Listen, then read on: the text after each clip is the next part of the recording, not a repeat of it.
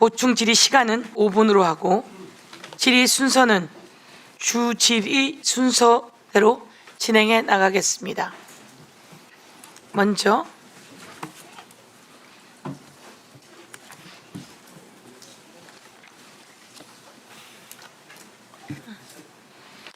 참고로 황교백 국방부 장관은 을지연습 관련 회의 주제로 인해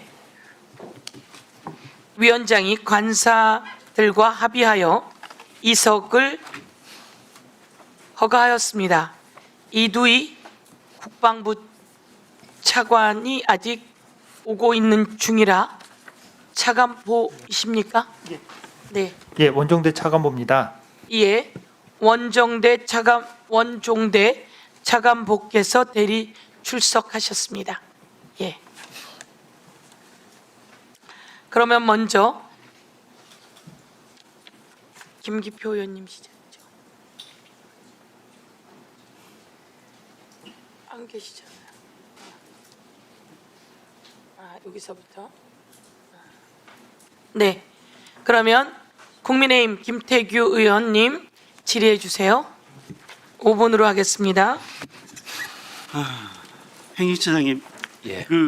보니까 손범기 후보자는 고향이 부산, 김성수 후보자는 전남 한평, 손범기 후보자는 지역법관, 그다음에 김성수 후보자는 경영교류, 맞죠, 그죠? 그다음에 손범기 후보자는 지방법원 부장판사인데 법원장을 거치신 분. 그리고 여기 김성수 후보자는 고등부장 그러시죠. 그리고 김성수 후보자는 국제인권법 연구회 맞죠? 그렇게 돼 있습니다. 프로필에 그래 나와 있습니다. 국제 인권법 연구회 회원. 저는 아닌 걸로 알고 있습니다만 명확하지는 모르겠습니다. 제가 네이버에 검색해 보면 그렇게 나와 있습니다. 김성수 뭐 동명이인이 동명이인이나요? 예, 예, 뭐 어쨌거나 그러면 그 부분은 빼겠습니다. 예. 대체적으로 법원 인사를 할 때 다수간의 지역이나 아니면은 성분 이런 부분들도 균형을 맞추려고 애를 쓰는 부분들도 있죠. 어떻습니까? 고려하고 있습니다. 그렇죠. 그래서 제 생각에는 이렇게 고려가 된 것 같은 생각도 좀 들거든요. 그래서 너무 고려하셔가지고 일이 된 게 아닌가 싶은 생각도 좀 들기도 합니다. 그래서 그 말씀 우선 좀 드리고 왜 이렇게 뭐 지역을 얘기를 하는 게 적절치는 않은데 한쪽 지역의 후보자에 대해서는 우호적이고 한쪽 지역 후보자에 대해서는 이렇게 부정적인지에 대해서도 살짝 의문이 들었습니다. 저는. 그리고요. 이게 채청, 동의, 임명은 이게 선후가 있을 수 있고 상하관계가 있을 수 있습니까? 힘의 크기에 차이가 있을 수 있습니까? 각자 역할이 있다고 생각합니다. 그렇죠. 그래서 제청할 사람은 제청하면 됩니다. 제청한다고 해서 그게 반드시 동의될 거라고 장담도 못하죠. 그리고 최종적으로 임명될 거라고 장담은 못합니다. 제청할 사람은 제청만 하면 되는 겁니다. 그래서 제청을 하셨죠. 그리고 동의나 아니면은 임명 과정에서 그 사람이 탈락될 수도 있다고 생각을 하셨죠. 그죠? 가끔 있는 일입니다. 있을 수 있는 일이지 않습니까? 근데 왜 이렇게 문제가 됐을까요? 뭐가 됐을까요? 제가 볼 때는요. 문제가 된 이유는 딱 하나입니다. 임명권자 심중을 헤아려서 미리 움직일 것이지 내가 왜 임명 여부에 대해서 고민까지 하게 만드냐. 저는 그리 읽힙니다. 어떠십니까? 그냥 본인 권한 행사하면 되지 않습니까? 대통령은. 그죠? 임명이 마음에 안 들면 임명 안 하면 되지 않습니까? 근데 미리 알아서 임명할 사람을 데려오라는 거 아닙니까? 저는 그리 읽히는데 처장님 어떠십니까? 제가 말씀드리기는 좀 어려운 것 같습니다. 제가요 왜 자꾸 이렇게 처장님한테 불편한 말씀을 드리냐면은 저는 이렇게 봅니다. 법관의 독립, 사법부의 독립은 외부로부터의 독립, 내부 조직 내부로부터의 독립, 그리고 법관 자신으로부터의 독립이 중요하다고 저는 생각합니다. 그리고 우리 법원 안에서 저는 법관 스스로부터의 독립이 가장 많이 망가졌다고 저는 생각했던 사람입니다. 그래서 법원에 있을 때도 그 부분에 대해서 많이 질타를 했었습니다. 그렇지만 저는 그동안에는 적어도 법원 밖으로부터의 독립, 그리고 법원 안에 내부 조직으로부터의 독립에 대해서는 크게 고민을 하지 않고 그것은 대체적으로 잘 지켜지는 나라라고 생각해 왔었습니다. 그런데 이 정부가 들고부터는 법원 안에 내부 조직으로부터의 독립은 여전히 어느 정도로 지켜지는 것이 아닌가 싶은데 외부로부터의 독립이 너무 처참하게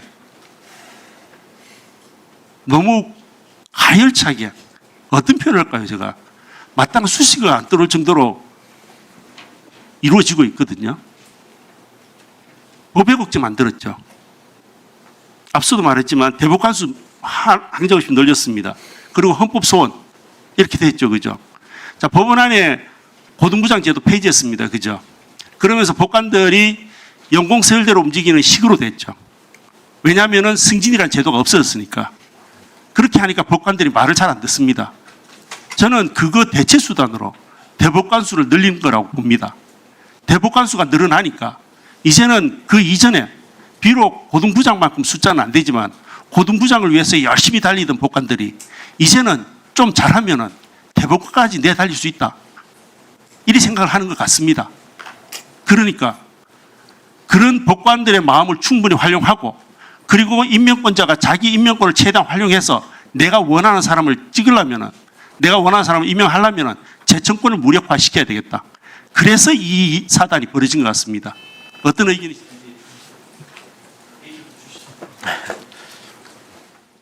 드릴 말씀 없습니다. 네, 수고하셨습니다. 다음은 더불어민주당 김기표 의원님 질의해 주십시오. 네, 경기도 부천시을 김기표입니다. 행정처장님 예. 고생 많으십니다. 감사합니다. 근데 이제 우리가 살면서 처음 보는 대법원장의 행동을 보고 그다음에 난생 처음으로 저렇게 정치적인 모습을 보이는 대법원장 그리고 그런 행위들을 보는데 국민의 대표기관 입법부가 가만히 있을 수는 없는 겁니다. 사법부의 독립을 대법원이 얘기하지만 오히려 너무나 정치적으로 행동하는 대법원장으로 인해서 대부분의 사법부 종사자들, 판사님들이나 이런 분들이 자존심을 잃게 되고 이런 사태가 벌어지고 있지 않습니까? 사법부는 국민의 것이죠. 대법원장 개인의 것이라고는 생각하지 않습니다. 맞습니까? 맞습니다. 그런데 그런 상황에서 집권 여당이 왜 사법부를 흔들려고 하겠습니까? 오히려 사법부가 흔들리는 사법부를 바로잡기 위해서 이런 질의도 하는 것이고 질책도 하는 것입니다. 저는 이게 좀 시체말로 이런 표현 써서 미안합니다만 깽판 친 거라고 생각합니다. 깽판. 행정처장님 아까 답변에서도 말씀하셨지만 임명이 안 될 거라고 예상하시잖아요. 그죠? 그렇게 대답하시지 않습니까? 임명 안 될 거다. 근데 던져놨잖아요. 그렇게 단정할 수는 없습니다. 아니요, 어떻게 그렇게 알겠습니까? 말씀하셨어요. 임명이 안 될 거라고 생각한다고 말씀하셨습니다. 한번 찾아보세요. 그런데 그걸 알고서 대법원장도 마찬가지로 그렇게 생각하고 있을 겁니다. 어차피 협의 안 되고 조율 안 됐으니 이거 던져놔도 결국 임명 안 되겠지 이렇게 생각하는 상황에서 이게 던져놓은 건 깽판 친 거죠. 그래, 난 모르겠고 협의고 뭐고 모르겠고 알아서 해라. 이게 대법원장이 할 일입니까? 뻔히 임명 안 될 거를 왜 던져놓습니까? 그리고 아까 우리 존경하는 박현태 의원께서 말씀하셨지만 그 제청된 4명 외에서 지금 하라고 누가 얘기하고 있는 것도 아니고 그 4명 중에 의견이 지금 조율이 안 돼가지고 하는 것을 굳이 어떤 사람 꼭 해야 되겠다 서로 무슨 기싸움 하듯이 해가지고 예? 만약에 저는 청와대에서 어떻게 얘기했는지 잘 모르겠습니다. 저는 안 들어봐서. 그런데 가서 청와대에서 누구를 좀 희망했다고 칩시다. 그게 그 4명 중에 1명일 텐데 대법관 추천위원회 후보 추천회에서 올라온 그 4명 중에 1명을 청와대에서 고집한 것을 고집했다면 그게 안 된다고 대법원장이 해서 이렇게 깽판을 치는 게 맞아요? 그게 대한민국의 최후의 보루 그러니까 어떤 법적인 불안정이 있을 때 잡아주는 역할을 하는 안정적이어야 하는 대법원이 할 일입니까 이게? 얼마나 많은 분란이 생기고 있습니까? 오늘만 해도. 그래서 저는 부적절하다고 생각합니다. 저는 그래서 차제에 이런 재청권이 필요한가? 이런 생각이 듭니다. 헌법 개정에서 재청권을 없애야 된다는 생각입니다. 다른 선진국처럼 의회와 대통령 동의권과 임명권 2개 주면 되지. 서로 협의 잘하라고 그것을 믿고 두었던 규정, 재청권, 임명권 이거 굳이 둘 필요 있나? 이렇게 민주적 정당성이 떨어지는 대법원장이 한 재청권이 임명권을 형해화하게 되는 그런 상황이 벌어질 수 있는데 왜 재청권을 둬야 되지? 이런 생각이 듭니다. 그리고 뭐 사죄의 말씀을 아까 드렸다고 했는데 전화해놓고 그냥 의견 물은 거면 왜 사죄의 말씀을 드렸습니까? 잘못한 것도 없는데. 행정처장님 잘못한 거 없다고 계속 했잖아요. 근데 나중에 사죄하셨다면서요. 전화한 사람한테. 본인이 생각해도 청장님 생각해도 잘못했으니까 사죄를 하는 거예요. 혹시나 문제 될까 봐. 나중에 전화 또 했을지도 모르겠습니다. 해서 이거 이런 거 그런 뜻이 아니고 이렇게 얘기했겠죠. 뻔합니다. 그게 일종의 조리 같은 겁니다. 그랬을 것이다. 저는 그렇게 예상합니다. 그러니까 사죄 말씀이라고 해서 했겠죠. 저는 이 4명에 대해서 다시 이것을 후보자를 유지하는 게 맞냐라고 물어본 것 자체가 부적절하다고 얘기하는 것은 뭐냐면 그때 청거된 사람이 국민이 청거해가지고 된 사람이 39명이었어요. 여러 명 중에서 39명이 자 내가 그러면 한번 검증해 보십시오. 국민 검증해봐 좋습니다라고 동의한 사람이 39명이었어요. 그 4명은 그 39명에 들어간 겁니다. 그때 이미 그 4명은 나 대법관 후보 한번 돼보고 싶어요라고 결정을 했던 사람이에요. 그런 사람한테 왜 의사를 다시 묻습니까? 이미 하겠다고 얘기했던 사람을 왜 다시 물어요? 이 시점에서.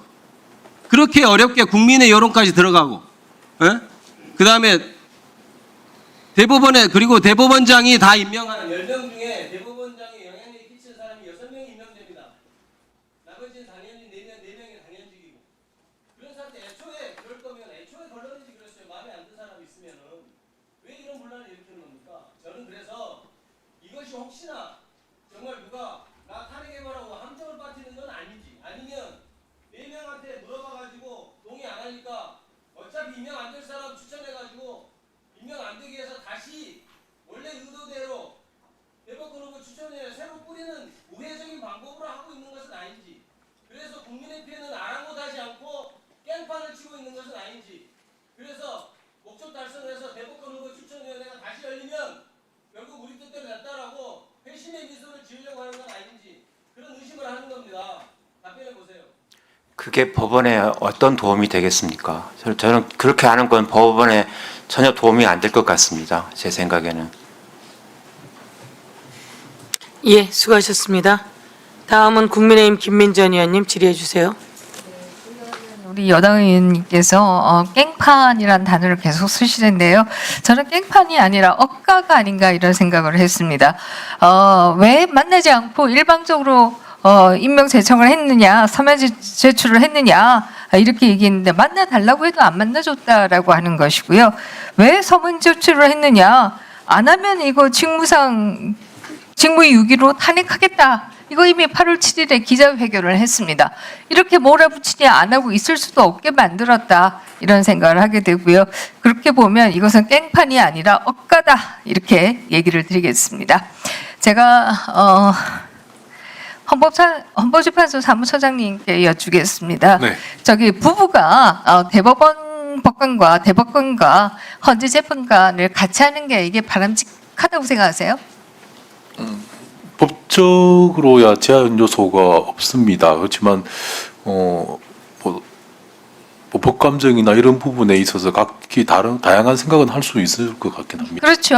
이 뭐 최고법원에 있어서의 법관의 구성이라고 하는 것은 우리가 구성이 결국 뭐 존재가 의식을 구속하기 때문에 존재의 다양성이 중요하다 이렇게 얘기할 수 있을 텐데요. 부부가 최고법원을 다 장악한다. 이것은 저는 말이 안 된다고 생각하고 그런 면에서 본다라고 하면 지금 대법원의 판단은 상당히 상식적인 것이다. 저는 이렇게 생각합니다. 제가 이 두 번째로 여쭤보고 싶은 것은요. 지금 헌재에 우리법 연구회 출신이 몇 분이나 계세요? 그 부분은 제가 잘 파악하지 못하고 있습니다. 제가 알기로는 9분 중에 4명으로 알고 있습니다. 맞나요? 잘 모르겠습니다. 아니면 전체 법관 중에 우리법 연구회 출신이 몇 분이나 되세요? 제가 크게 그 부분에 대해서는 관심을 두지 않아서 정확하게 네, 잘 모르신다고 말씀하신 예. 것으로 제가 생각했는데요. 예. 사실 이런 게 옳지 않은 것입니다. 어떻게 대한민국을 대표하는 최고의 헌법 해석기관이 특정 연구의 출신들이 이렇게 모여 있을 수가 있는가? 이렇게 되는 경우에 이 판결이 대한민국 국민의 상식을 대변한다고 얘기할 수 있는가 하는 생각을 할 수밖에 없고요. 그런 면에서 우리 헌법재판소도 앞으로는 이 구성의 다양성에 대한 고민을 해야 된다 이런 생각을 합니다. 25년 2월 이 선관위 직무감사에 대해서 위헌 판결을 내리셨는데요. 그 위헌 판결 제가 뭐 판결 내용 하나를 따지고자 하는 것은 아닙니다만은 그 판결에서 선관위가 조직 쇄신 방안을 마련했고 선관위 내부의 사채 감사 제도도 감사위원회도 신설했기 때문에 이것이 실효성 있게 강화될 것이다. 뭐 이런 내용의 판결을 내렸습니다. 이거 잘된 판결로 생각하세요?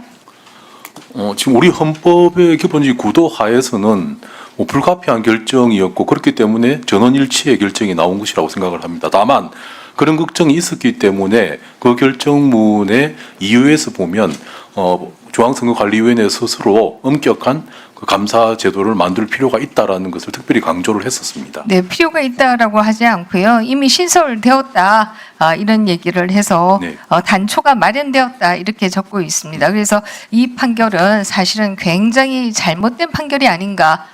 왜냐하면 6.3 지방선거에서 보다시피 선관위는 그 문제가 하나도 해결되고 있지 않았다 이런 것이고요. 더 중요한 것은 이 판결로 인해서 감사원이 감사했던 약 800여 건의 선관위 관련된 지적사항이 다 없는 것이 돼버렸습니다. 그래서 선관위 스스로가 해고하고 징계했던 선관위 전직 직원들이 지금 재판에서 승소하고 있는 거 아시죠? 네, 언론 보도를 봤습니다. 네. 그래서 그분들이 이제 다 돌아오게 생겼다. 이렇게 본다라고 한다면 이 헌법 판결이 얼마나 중요한가 이런 생각을 다시 한번 하게 되고요. 최근에 비례대표 이 봉쇄 조항에 대해서도 이 봉쇄 조항을 완전히 없애야 된다라고 하는 위헌 판결을 내리셨는데요. 이것도 제가 시간이 많지 않아서 그냥 얘기 드리면요. 국제적으로 뭐 독일 등 대부분의 국가들이 5%이고요. 우리가 3%였는데 그것도 많은 편이 아니었습니다. 높은 편이 아니었습니다. 그리고 완전히 봉쇄 조항을 없앤다는 찾아보기 어렵습니다. 이렇게 본다라고 하면 선관위의 판결이 지나치게 정규 분포 내에 있는 것이 아니라 어느 한쪽으로 쏠려 있다. 이렇게밖에 생각할 수 없는 것이 아닌가 이런 생각이 드는데요. 14초 남았습니다. 말씀해 보시죠. 예, 어원대항지 국가는 봉쇄 조항이 반드시 필요하겠지만 우리 같은 경우에는 대통령제 중심 국가이기 때문에 봉쇄 조항의 의미가 그것보다는 더 약하지 않는가라는 것이 네, 대통령 중심제 아니고요. 대통령제입니다. 네, 대통령 중심제 아니고요. 네, 대통령제입니다. 네, 그렇습니다. 예, 수고하셨습니다. 더불어민주당의 김남희 의원님 질의해 주십시오. 네, 노경필 행정처장님께 질의드리겠습니다. 네, 소년법 제32조는 1호 보호자 감호 위탁부터 10호 장기 소년원 송치까지 보호 처분을 두고 있죠. 예. 네, 그 중에서도 6호 처분은 사회 내 처우와 소년원 송치 사이의 중간 처우로 아동복지법상 아동보호 치료시설에 6개월간 감호 위탁하는 처분입니다. 알고 계시죠? 맞습니다. 예. 네, 그런데 이 중간 다리가 잘 운영되고 있지 않습니다. 시설이 없어서, 자리가 없어서 소년원으로 가는 아이들이 있습니다. 최근 언론 보도 내용입니다. 6호 처분이 적합하다고 판단되는 보호 소년도 시설에 자리가 없어서 소년원 송치 처분을 하는 경우가 적지 않습니다. 현장에는 여자 보호 소년은 더 절박하다 합니다. 서울가정법원이 이용할 수 있는 여자 6호 기관은 2곳뿐, 가장 시급한 과제로 뽑았습니다. 노경필 법원 행정처장님, 지금 말씀드린 현재의 목소리 알고 계시나요? 예, 알고 있습니다. 예. 네, 소년법상 보호 처분은 2020년 25,579명에서 2024년 39,989명으로 꾸준히 늘고 있습니다. 그런데 6호 수탁기관은 2026년 5월 기준 16개, 정원이 588명뿐입니다. 늘어난 아이들을 시설이 감당을 하지 못하고 있고요. 법원행정처 오늘 보고하신 업무 보고를 보니까 법무부, 지방자치단체 등 유관기관과 업무 협의 통해서 6호 수탁기관 확대하겠다고 밝히셨어요. 예. 네, 잘 진행되고 있습니까? 지금 열심히 노력하고 있습니다. 특히 이게 지금 지방자치단체 보조금 지원 대상이어서 자원이 부족한 상태입니다. 그래서 이걸 국고 지원 상태로 바꿔서 국고에서 충분한 지원이 좀 되는 그런 국고 보조 사업이 되기를 지금 노력 중입니다. 네, 아이들이 자리가 없어서 소년원에 보내지는 일이 있어서는 안 되겠죠? 맞습니다. 네, 필요한 제도 개선을 위해서 노력해 주시기 바라고요. 그리고 시설 부족 문제뿐이 아닙니다. 6호 처분으로 아동보호 치료시설에 입소한 832명 중 중학교 재학생이 406명, 고등학교 재학생이 201명이었습니다. 76.4%가 학교에 다니던 학생들인데요. 소년원의 경우에는 학적 유무에 따라 시설을 달리 배정하고 학적에 있는 소년은 보호소년 등의 처우에 관한 법률 28조부터 42조 3에 따라서 소년원 내에서 외부 학교와 동일한 교육을 받습니다. 맞습니다. 네, 그런데 6호 위탁시설 아동의 경우에는 시설 내 교육을 받을 수 있는 법적 근거가 없어요. 그렇습니다. 예. 네, 그래서 위탁 학생으로 지정되어 원적교 출석만 인정될 뿐 실질적인 교육은 사실상 방치되고 있습니다. 예, 큰 문제입니다. 네, 그 아이들이 좀 재범 예방이나 퇴소 후 학교 적응, 사회 적응을 위해서는 제대로 된 교육이 필요하다고 보는데 어떻게 생각하세요? 맞습니다. 그 더 심한 뭐 7호, 8호, 9호도 학력이 인정이 되는데 6호 처분만 인정 안 되는 점 문제가 크게 있습니다. 네, 이 교육부와 잘 협의해서 네. 아이들이 적절한 교육을 받을 수 있도록 해야 되지 않겠습니까? 맞습니다. 예. 네. 그리고 의료도 문제입니다. 그렇습니다. 6호 처분 아동의 약 50%가 ADHD를 비롯해서 경계성 지능장애, 우울증, 품행장애, 양극성 정동장애 등 정신질환을 앓고 있는데도 적절한 치료를 받지 못하고 있습니다. 네. 그런데 6호 시설에는 상주 의사가 없고요. 정원 100명인 대전 효광원의 임상 심리사가 단 1명뿐입니다. 월 1, 2회 외부 정신건강의학과 통원에 한 번에 여러 명의 학생들이 함께 가고 반나절 걸리는 동안 교육은 중단됩니다. 처장님, 현장에서는 의사가 정기적으로 방문할 수 있는 시스템 또는 의사가 상주할 수 있는 시스템이 필요하다는 요구가 굉장히 강한 걸로 알고 있는데요. 필요한 제도 개선 추진해야 되지 않겠습니까? 맞습니다. 이게 이제 저희 보건 행정처만 독자적으로 하기는 어렵고 기획예산처나 보건복지부, 법무부 등 관련 기관들과 협의체를 구성해서 충분한 논의 끝과 시행돼야 된다고 생각합니다. 네, 좀 적극적으로 해주시기 바라고요. 대한민국 모든 아동 청소년 배울 권리, 치료받을 권리 가지고 있습니다. 잘못이 있더라도 아이의 배움과 치료, 다시 살아갈 기회까지 빼앗아서는 안 됩니다. 보호처분의 목적은 아이를 포기하는 것이 아니라 다시 사회로 복귀할 수 있도록 돕는 것입니다. 잘못을 저지른 아이에게 필요한 것은 배제와 포기가 아니라 다시 배울 기회와 치료받을 기회, 그리고 다시 시작할 기회입니다. 국가가 끝까지 책임져야 하고요. 부처 간 긴밀한 협의 잘 진행하셔서 소년 보호 처분이 이름뿐인 보호가 아니라 아이들의 삶을 바꾸는 실질적인 보호가 될 수 있도록 만전을 기해 주시기 부탁드립니다. 예, 알겠습니다. 의원님의 말씀 잘 해서 열심히 그 제도 개선에 노력하겠습니다. 네, 이상입니다. 네, 수고하셨습니다. 다음은 더불어민주당 김동아 의원님 질의해 주십시오. 네, 우리 박정훈 국방부 조사본부장님. 네, 나와주시겠습니다.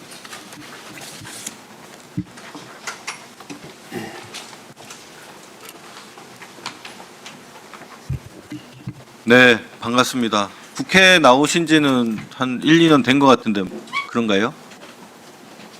이제 그 정도 된 것 같습니다. 네. 그 최근 언론 보도를 보니까 김계환 전 사령관하고 문현철 전 해병대 사령부 방척 부대장의 통화 녹취록을 보면 당시 VIP 경로와 관련된 조직적 은폐 정황이 드러나고 있는 상황이 보입니다. 우리 김계환 사령관이 최 해병 순직 한 달 후인 2023년 8월 18일 통화에서 이 새끼 그 박정훈 단장을 당시 단장을 의미합니다. 녹음 파일 하나도 없어요. 있으면 진작 카드 냈는데 지금 정훈이가 의지하고 있는 건 땡땡 하나입니다. 라고 대화했습니다. 이런 그 기사 보신 적 있습니까? 예, 언론 통해서 봤습니다.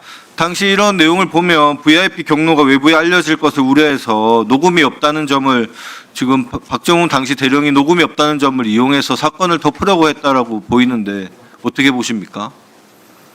저는 뭐 처음부터 같은 말씀을 드렸는데 대통령의 경로는 당시에 명확하게 김계한 사령한테 들은 게 확실하고 이후에 일어났던 일련의 제가 직무 배제된 다음에서의 은폐 행위 등등에 대해서는 뭐 제가 알지 못했던 부분인데 이번 언론 보고는 네. 알게 됐습니다. 그 최근 종합특검 수사 과정에서 김기한 사령관뿐만 아니라 방첩사가 직접 나서서 박정훈 당시 단장의 모친까지 사찰한 정황까지 확인된 것으로 지금 나왔습니다. 특검은 방첩사가 박정훈 준장에 대한 동태 파악을 하는 과정에서 박정훈 어머니가 최상병 유족과 접촉 시도 중이라는 동향 보고를 작성한 정황까지 확인됐습니다. 이렇게 당시 가족까지 사찰한 정황이 있는데 이거에 대해서 좀 어떻게 생각하십니까? 그 명백히 불법적인 행위이고 잘못됐다고 생각합니다. 그래서 지금 국방부에서 방첩사 해편도 이제 그러한 불법적인 행위를 두 번 다시 하지 못하게 하는 일환이라고 생각합니다. 네, 지금 최근에 임성근 사단장 항소심 징역 3년 선고되신 거 아시죠? 네, 알고 있습니다. 결국은 단장님이 생각했던 대로 정의가 구현되는 그런 장면이라고 저는 생각됩니다. 우리 박정훈 본부장님 이 자리에서 뭐 국민들께 마지막으로 하고 싶은 말씀 혹시 있으십니까?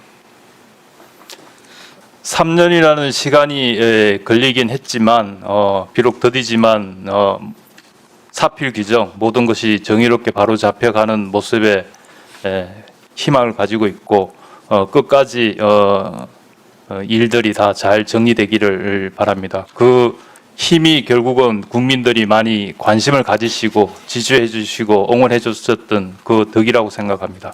감사합니다. 네, 지금 언론과 국민들이 우리 본부장님에 대한 관심이 높은 것도 사실입니다. 지금 맡은 바 직무를 정말 최선을 다해서 국민들께 실망시키는 모습 보이지 않도록 부탁드리겠습니다. 예, 바르게 혼신의 힘을 다하겠습니다. 네, 감사합니다. 들어가셔도 좋겠습니다. 자, 우리 노경필 행정처장님. 예. 네. 최근에 김건희 도이치모터스 사건 그 판결 선고 하루 남기고 전원 합의체로 해부됐습니다. 판결문까지 작성된 걸로 보이는데 이렇게 전원 합의체로 해부한 이유가 무엇입니까? 재판에 관련된 사항이라서 정확하게 알지 못하지만 제 추측으로는 하급심에서 그 엇갈리는 판결이 있어서 다시 재검토하려고 하셨던 거 아닌가 싶습니다. 네, 그 이재명 대통령 그 공직선거법 위반 사건에서 제가 계속 충격적인 문구가 있는데 지연된 정의는 정의가 아니다. 이렇게 판결문에 기록하셨죠? 다수기한에 들어 있습니다. 네, 들어가 있잖아요. 보충위원인가요? 예, 예. 보충위원회 들어가 있잖아요. 예, 예. 김건희 사건 대법원에서 그 언제 선고해야 되는지 아십니까? 예, 3개월 이내에 선고해야 됩니다. 3개월 이내에 선고해야 되죠. 항소심으로부터 3개월이 항소심 선고 이후 3개월입니다. 2026년 4월 28일 선고 2심 선고됐습니다. 왜 이렇게 지연시킵니까? 지연된 정의는 정의가 아니라면서요. 왜 정의를 지연시키고 있습니까? 뭐 고무줄 잣대입니까? 대법원의 정의는? 자기 마음대로 이때는 정의라고 해서 9일 만에 선고하더니 지금 전원 합의체 해부되고 지금 한 달 정도 돼가는데 아직도 선고 안 하고 있습니다. 이미 판결문까지 작성돼 있던 사건을. 이 사법부에 신뢰가 있겠습니까? 국민들이. 한번 답변해 보세요. 재판에 관련된 사항이라서 제가 정확하게 알지를 못합니다. 행정처장은 재판 부분에 대해서는 관여하지 않습니다. 그래서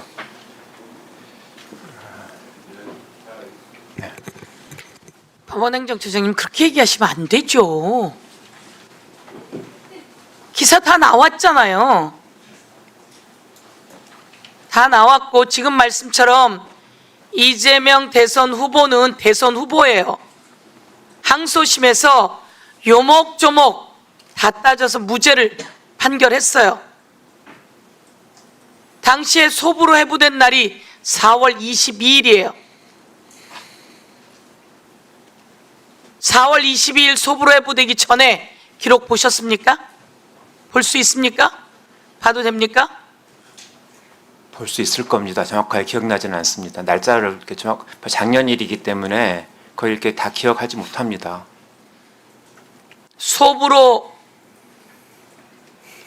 소부에 배당이 됐어요. 4월 22일에.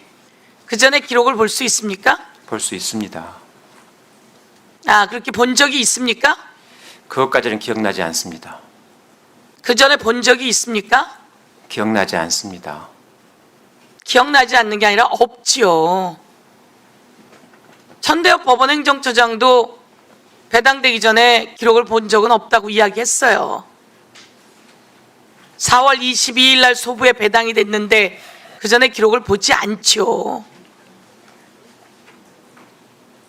상고 이유서가 들어오기 전에 기록을 봅니까? 의견서. 4월 22일 날 배당이 되고 4월 21일 날 이재명 피의자 쪽에서 이재명이라고 해야 됩니까? 쪽에서 상고 이유 의견서를 넣습니다. 4월 22일에도 넣습니다. 그런데 여러분은 4월 22일 날 소부에 배당됐는데 그날 전원합의체하고 딱 이틀 뒤 4월 24일 날 표결했습니다. 그러면서 쓰여진 말씀이 지연된 정의는 정의가 아니다. 그래서 우리 빨리 한다라고 했으면 근데 왜 지금은 지연하냐고요? 잣대가 같아야죠. 그 얘기를 하는 거잖아요. 그럼 그거는 틀렸다라고 말씀을 하셔야죠.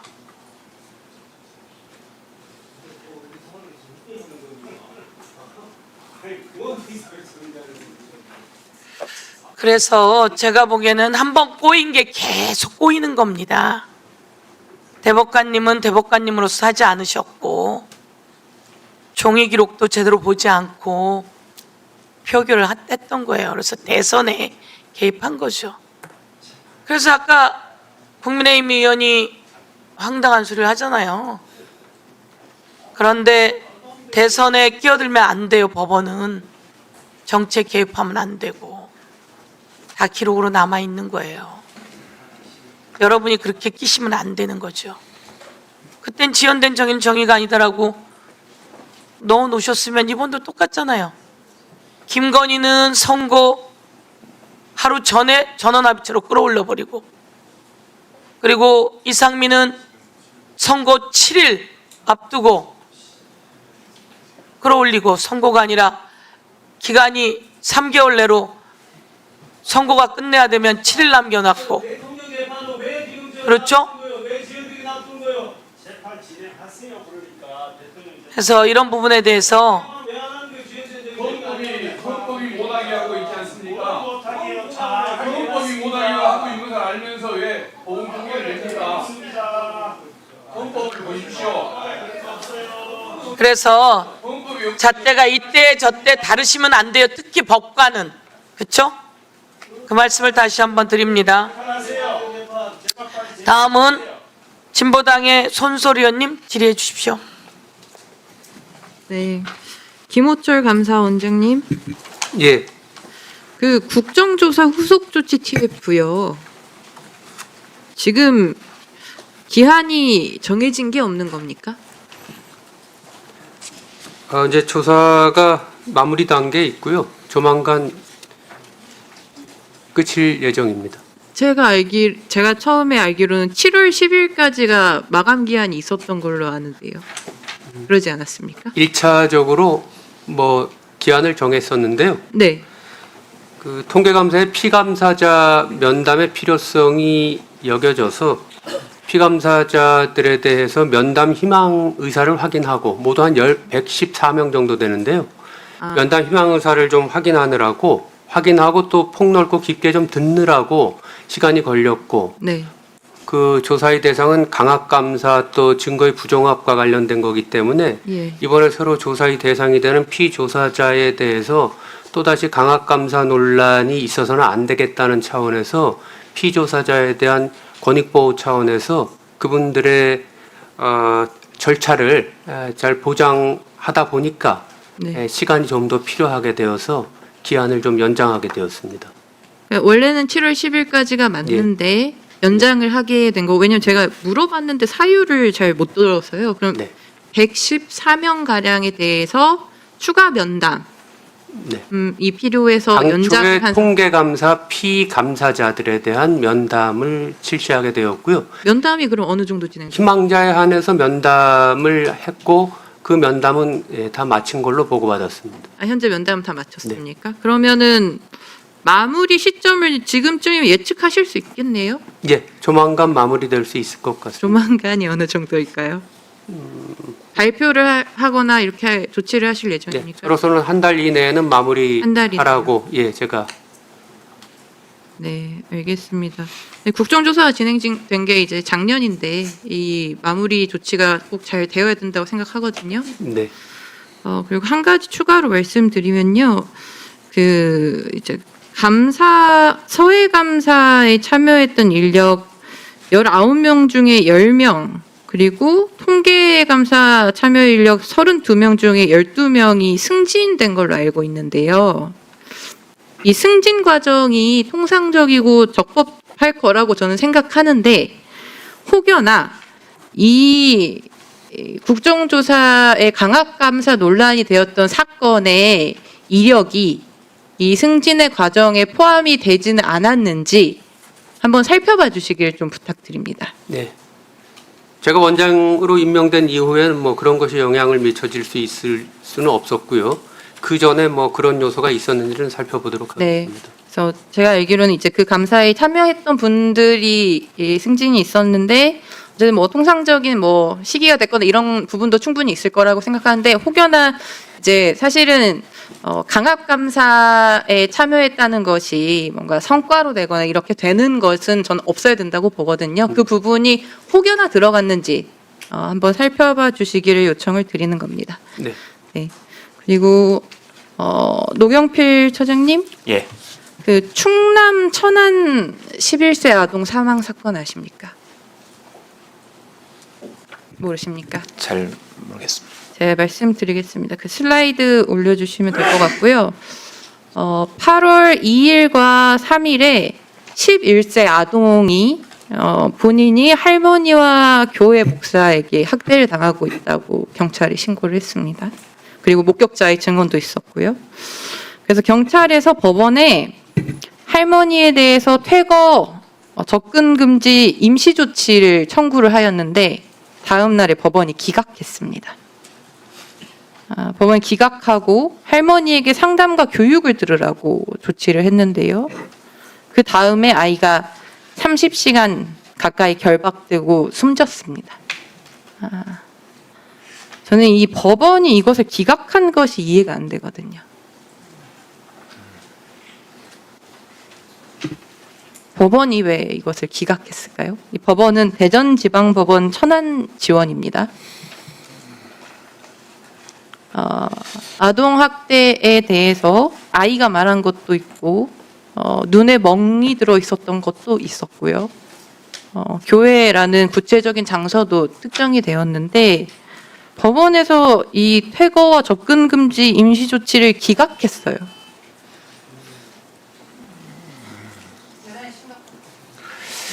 예. 대전지방법원 천안지원이 왜 이렇게 판단했는지 보고 들으셔야 돼요. 예, 알겠습니다. 확인해서 알려드리도록 하겠습니다. 이 사건에 대해서 잘 모르시는 거예요. 예, 제가 지금 잘 법원에서 기각을 해서 살릴 수 있는 기회. 확인해서 조치하도록 하겠습니다. 네, 수고하셨습니다. 다음은 더불어민주당 김용민 의원님 질의해 주십시오. 네, 법원행정처장님, 예. 대법원장 왜 안 왔습니까? 방금 연락을 받았는데 여러 가지 뭐 사정이 있어서 오시기 어렵다는 그런 메모를 받았습니다. 네, 양해 부탁드린다고 말씀. 저는 양해를 못 하겠는데요. 오셔야 될 것 같은데요. 네, 양해하고 퉁치면 법 안 지켜도 됩니까? 자, 아까 뭐라고 했어요? 대법원장이 그렇게 출석하지 않는 거 관행이라고 하셨나요? 저 그렇게 말씀드린 적 없습니다. 아까 그렇게 답변하려고 했다가 제가 뭐라고 했죠? 국정감사에도 오신다고. 그렇게 답변하셨던 것 같은데. 제가 이 국회 업무를 잘 몰라서 그게 네. 관행인지 잘 모릅니다. 네, 그럼 오셔야겠네요. 안 오실 이유는 없잖아요. 법에 정해져 있으면. 답변해 보십시오. 대법원장님께서 뭐 사정이 있어서 못 오신다고 그랬는데 그럼 다음번은 오셔야겠네요. 법에 정해져 있 대법원장님께서 정하실 문제일 것 같습니다. 지금 장난하십니까? 왜 그 답을 못 해요? 법에 정해져 있으면 와야 되는 겁니까? 안 와야 되는 겁니까? 답해 보십시오. 법에 출석 의무가 없다고 저는 알고 있습니다. 출석 요구를 할 수 있으면 출석 의무는 당연히 전제된 거 아닌가요? 지금 말장난하십니까? 그러니까 그렇게 법을 안 지키니까 고위 법관들이 그렇게 법을 안 지키니까 지금 공직기강이 바로 안 잡히는 거예요. 고위 법관부터 아까 법관과 대법관 또 다르다고 하신 것 같던데 이 대법관, 대법원장부터 법 안 지켜도 된다. 의무 없으니까 안 지켜도 된다? 법은 그 자체로 다 수법 의무가 있는 거예요. 준법 의무가 있는 거예요. 뭐 말장난 하십니까 지금? 나와야 됩니까? 안 나와야 됩니까? 말씀해 보십시오. 나오실지 안 나오실지는 대법원장님께서 판단하실 것 같아요. 대법원장의 입장을 묻지 않았습니다. 법원 행정처장의 입장을 물었어요. 법에 있으면 나와야 됩니까? 나오지 말아도 됩니까? 법률에 규정이 있으면 나와 법률을 지켜야 할 것입니다. 그렇죠. 왜 그 대답을 이렇게 못 하십니까? 자, 김건희 기록 몇 페이지예요? 저는 모릅니다. 잘 모르세요? 예, 확인해서 다음번에 알려주십시오. 예, 알겠습니다. 자, 대법관 한 명이 1년에 처리하는 사건 수가 어느 정도 됩니까? 본안 사건만 한 4천 건 정도. 그렇죠. 네. 지금 노태학 대법관이 3월 3일 날 퇴임했고 그로부터 지금 168일간 6개월 가까이 지금 공석입니다. 이러면 벌써 한 2천 건 내외는 사건 지연이 발생한 거죠. 아닙니다. 그동안 제가 처장을 있지 않았기 때문에 그 당시 제가 처장으로 될 때까지는 공석이 없었습니다. 그래서 괜찮다 그겁니까? 그러면 다 이유가 있었네요. 그렇게 지연시킨 이유가 우리는 처장 임명 안 하고 처장도 임명 지연된 거 아시죠? 네, 맞습니다. 처장 일부러 임명 지연하면서 사건 지연 안 하는 명분 만들겠다 다 작전 짜고 나오신 것 같은데 그렇게 답변하시면 안 됩니다. 지금은 어쨌든간 지연되고 있는 거 아닌가요? 맞습니다. 거기에 대한 책임은 대법원장이 져야 되는 거 아닌가요?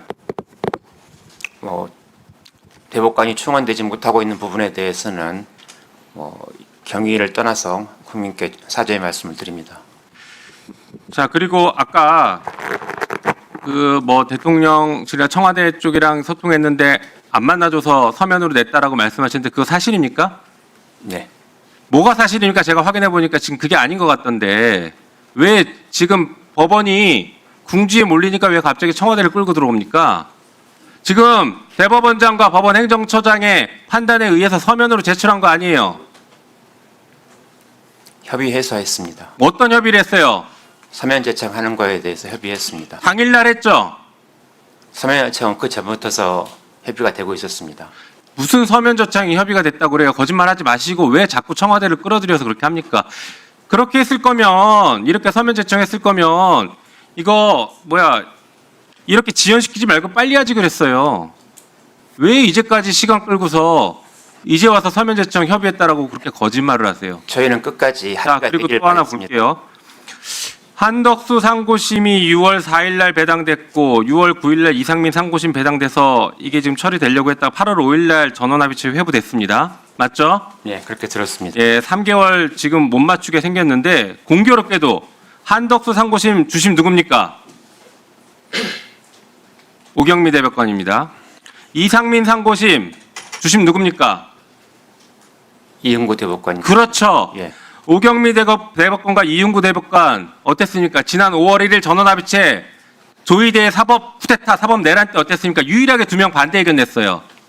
유일하게 반대 의견 냈던 그 2명이 주심인 재판을 갑자기 조의대 대법원장이 끌고 간 겁니다. 전원합의체로. 그리고 법원 행정처장은 항소심에서 윤석열 재판하고 있는 윤성식 부장에게 전화를 했어요.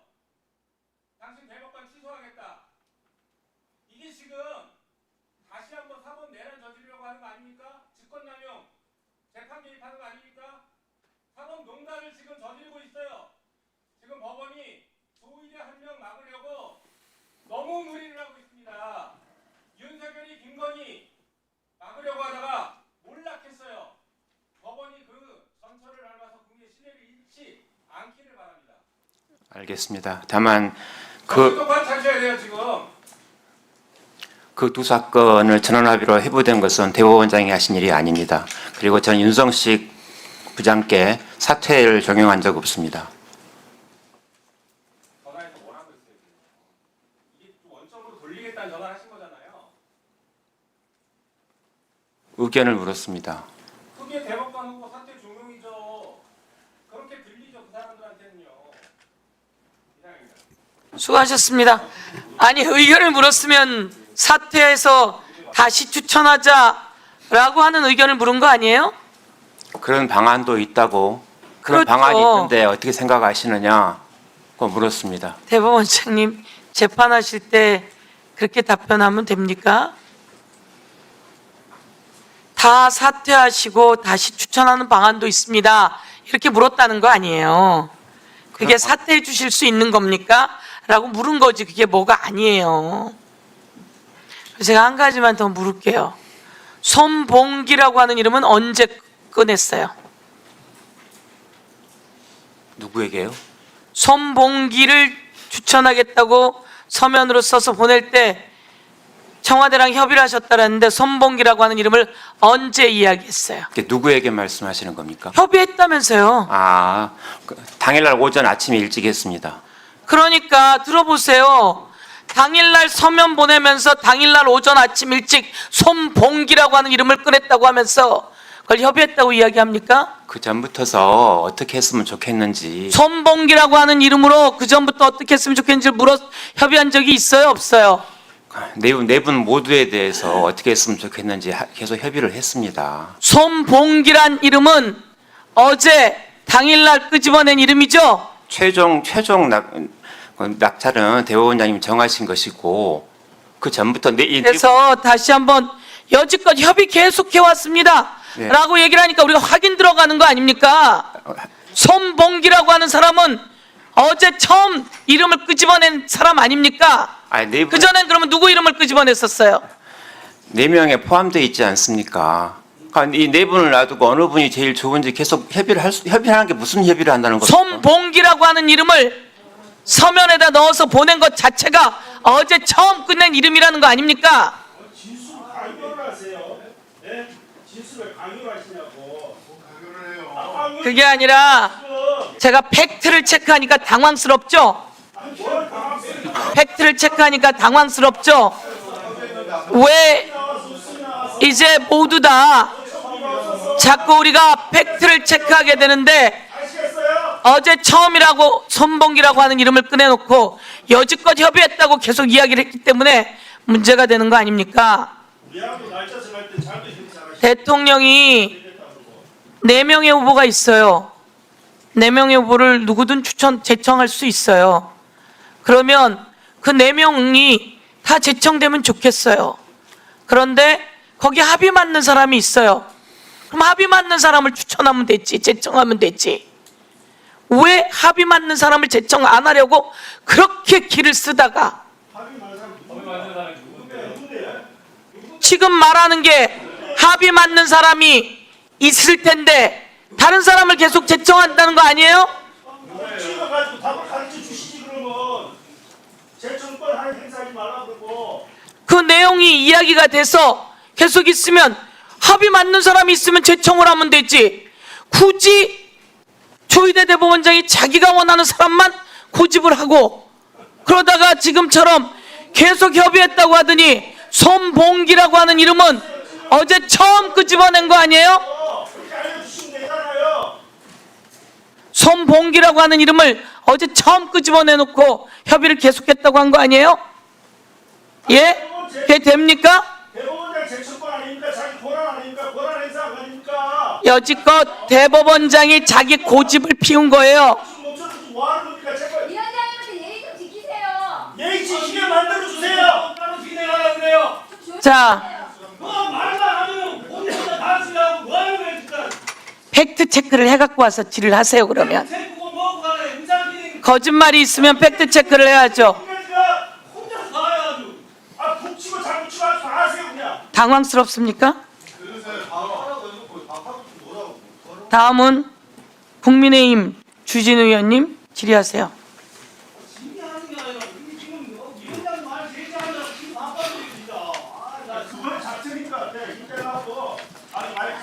시끄러워요. 조용히 해요. 초선은 가만히 있어요. 위원장이니까 그냥 가만히 있어요. 자, 네. 오원 행정처장님. 예. 지금 보니까 지금 민주당 의원님들 얘기하는 거 보니까 저는 청와대의 직권남용성이 더 명확해지고 있다고 생각합니다. 첫 번째, 지금 그 왜 서면으로 제청했냐를 하는데 지금 직접 대면해서 제청하겠다고 대법원이 요청하는데 청와대가 반대한 겁니까? 반대로 청와대에서 제청하러 저 청와대로 들어오라고 했는데 대법원에서 거부한 겁니까? 이거 있는 그대로 절차니까 말씀해 주세요. 저희가 거부한 적은 없습니다. 그러니까 청와대가 실질적으로 마음에 안 맞는 사람, 아까 합의 맞는 사람 있으면은 그대로 해주지 그랬냐는 질의까지 하시는데 합의 맞는다는 얘기는 뭐겠습니까? 이재명 대통령이 자기 입맛대로 판결해 줄 사람, 자기 그 어떤 성향과 맞는 사람을 딱 찍어서 그 사람 아니면 안 된다라고 하니까 그러니까 그 사람 안 할 거면은 청와대에 들어오지도 마 이렇게 된 거 아닙니까? 어때요? 대법원 아니 그 양쪽 당사자가 청와대 아니면 대법원인데 대법원에서 거부한 적 없다는 얘기는 뒤집어서 얘기하면은 청와대에서 오지 말라고 했다는 얘기잖아요. 그죠? 네, 아니 뭐 그 정도로 하겠습니다. 네. 그리고 두 번째는 이게 5개월이나 공백이 있었는데 진작에 서면으로 하지 그랬냐라고 했는데 그게 뒤집어서 얘기하는 거예요. 거꾸로 얘기하는 겁니다. 오죽하면은 대법원에서는 어떻게든 양보를 하고 특정 한 사람만 찍지 않고 그냥 복수 후보 정도 됐어도 재청권을 보장받는다고 생각하고 어떻게든 협의해 보려고 하는데 협의가 완전히 어떤 협의도 불가능할 정도로 계속 청와대는 하나의 의견만 계속 밀어붙이니까 그 협의를 어떻게든 성사시켜 보려고 5개월 시간이 지난 거 아닙니까? 지속적으로 협의를 하려고 노력했습니다. 예. 몇 번이나 협의 시도를 했어요? 제가 취임하기 전에는 잘 모르겠고 취임한 이후로는 한 너댓 번 된 것 같습니다. 네다섯 차례면은 지금 협의하고 나서 또 뭐 실무진들끼리 조율하고 또 접촉하고 그렇게 한 거 아닙니까? 그때마다 청와대는 의견 하나도 안 바꿨죠? 구체적인 답변을 드리기 어렵습니다. 지금 답변 못하는 상황은 제가 이해는 하는데 그게 다 청와대가 주도했다는 것이고 5개월이나 협의가 안 되다 보니까 어쩔 수 없이 그러면은 제3의 방법을 찾아서 생각을 한 거예요. 만약에 후보자들이 다 동의하면 새로운 절차를 하는 수밖에 없지 않겠느냐 그렇게 판단해가지고 전화를 한 거죠. 예. 아까 지금 전화로 의사를 물어본 것을 가지고 전부 다 이거는 무슨 답변을 유도한 거다, 강압이다 이런 식으로 얘기를 했는데 그런 식의 논리라면은 이재명 대통령이 삼성전자 하이닉스 직접 얘기했잖아요. 광주에 옮기는 것에 대해서 본인이 유도하고 권유했다라고 얘기했으면 그거는 무조건 강압이고 협박입니까? 어떻게 보세요? 제가 답변 드리기는 어려운 것 같습니다. 그리고 이게 지금 송봉기, 김성수 대법관 후보가 이미 제청이 됐고 국회에서 이거를 잘 논의해가지고 실질적으로 그분들이 문제가 있으면 문제점을 지적해야 되는데 그런 문제점이 없고 이분들은 대법관 추천위원회에서 추천할 정도로 그 법조계에서 신망이 있고 인품이나 실력이나 괜찮은 분이니까 제청한 거 아니에요? 맞습니다. 저는 본질을 피해가고 있다고 생각하고요. 헌재 사무차장님, 네. 입틀막법이라고 들어보셨죠? 네, 들어봤습니다. 네. 이게 지금 헌법상 사전검열 금지 원칙 뭡니까? 네, 표현 이전에 검열을 하지 말라는 원칙입니다. 네. 행정권의 자의적으로. 예. 그리고 과잉금지 원칙, 사상의 자유, 양심의 자유, 표현의 자유, 언론의 자유, 국민의 기본권은 최대한 보장되는 게 원칙이죠. 네, 그렇습니다. 근데 이게 지금 입틀막법과 관련돼서 굉장히 그 헌법 소원도 제기가 됐는데 이번에 각하된 걸 보니까 너무 쉽게 각하를 했어요. 피해가 현실화된 게 없다는 이유로 각하를 했는데 그 이후에 지금 상황을 보면은 지금 이재명 정부 비판 글들은 알아서 사라지거나 SNS 채널이 폭파되거나 계정이 정지되거나 영구적으로 없어지기도 하거든요. 이건 피해가 현실화됐으니까 지금부터는 헌법소원의 어떤 요건을 갖춘 것이죠? 네, 그런 적격을 갖춘 사람이 청구를 하면 본안 판단으로 들어갈 수 있을 겁니다. 이게 국민 다수의 피해가 직결되는 사건이고 자유민주주의 체제와 직결되는 문제이기 때문에 네. 이번에 가면 제대로 판단하시기 바랍니다. 네, 재판부에 말씀드리도록 하겠습니다. 네, 수고하셨습니다. 다음은 더불어민주당 김한규 의원님이 안 계시고 조국혁신당의 박은정 의원님 질의해 주십시오. 법원 행정처장님, 최근에 충남의 천안의 한 교회에서 11세 아동이 수차례 학대 신고와 경찰의 접근 금지 명령 신청에도 법원에서 기각이 돼서 기각된 날 사망했거든요. 아동 학대로 비극적인 사건이 발생했습니다. 법원의 기각 그 결정은 제가 이해하기가 어렵거든요. 그런데 이러한 사건들에서 보듯이 이 국가의 후견적 보호적 이 사회적 약자 아동에 대한 역할이 얼마나 중요한지를 보여주는 단적인 사례라고 생각합니다. 대법원이 경기도 여주시에 추진 중인 가정법원 종합지원센터 가 있거든요. 근데 이거는 행정지원시설이 아니라 가정법원의 후견적, 복지적 역할을 강화하는 그런 사건 당사자를 위한 프로그램을 직접 실시할 수 있는 공간을 마련하는 후견 복지 기능의 지역적 편차를 해소하기 위한 핵심 인프라인데 이게 이제 어떤 위기 아동과 가정을 처벌에만 맡기지 않고 선제적 후견적 관점에서 전문 프로그램을 제공해서 사회 안전망을 강화한다 이런 취지로 마련하는 것 같습니다. 그러면은 굉장히 좋은 제도이고 신축이 시급해 보이거든요. 근데 2025년 회계연도 본사업 예산 중에 사업부지 확보를 위한 건설 보상비 25억 1,800만 원이 전액 집행되지 못했습니다. 이 불용 처리가 되었거든요. 그래서 2025년 8월 착수 예정이었던 실시 설계가 현재 무기한 중단된 상태입니다. 혹시 처장님 알고 계시나요? 제가 정확한 내용을 알지 못하는데 이게 당초 계획상 6개월 이상 소요되는 도시관리 계획 결정 절차가 대법원의 계획 변경 과정을 거치면서 사업이 8개월이나 지연이 됐습니다. 향후에 이제 이 중간 설계 적정성 검토와 총 사업비, 증액 협의도 추가로 이제 거쳐야 되기 때문에 연내 착공은 어렵고 2028년도에 약속된 준공도 쉽지 않은 상황입니다. 시행 주체인 대법원이 책임 의식을 갖고 사업의 조속한 이행을 추진해야 된다고 저는 생각을 합니다. 무기한이기 중단된 이 사업 재개 방안이나 토지 매입 완료 시점, 착공 및 준공에 이르는 구체적인 단계별 로드맵을 국회에 제대로 보고를 좀 해주셨으면 좋겠습니다. 알겠습니다. 소장님 이 내용을 오늘 돌아가셔가지고 좀 체크를 하셔야 될 것 같습니다. 예, 의원님 말씀 잘 새겨서 철저히 보고해 드리도록 하겠습니다. 그리고 이번 결산 자료 중에서 노후된 등기 전산 장비 관련해가지고 보니까 예산액 중에서 297억 3,700만 원 집행하고 불용액이 21억 7,500만 원이거든요. 근데 이 가운데 일반 수용비가 13억 3,800만 원이고 임차료가 3억 3,100만 원이 불용이 됐습니다. 그러니까 이 같은 불용에 대해서 아마 부동산 경기 침체에 따른 등기 특별회계의 일시적인 세입 부족에 대응해서 자체 구조 조정하면서 이제 불용액이 발생했다고 대법원은 설명을 하는 것 같습니다. 그런데 이 국회에서 의결한 예산을 특별회계 세입 부족을 이유로 당초 계획대로 집행하지 않고 불용한 것이 적절했는지 대법원 차원에서 좀 확인을 해주셨으면 좋겠습니다. 예, 알겠습니다. 네. 그 부분 하시고 감사원장님. 네. 감사원이 지금 이 감사 기간이 3개월로 되어 있는 건 아십니까? 네. 법정 기한이 3개월이거든요.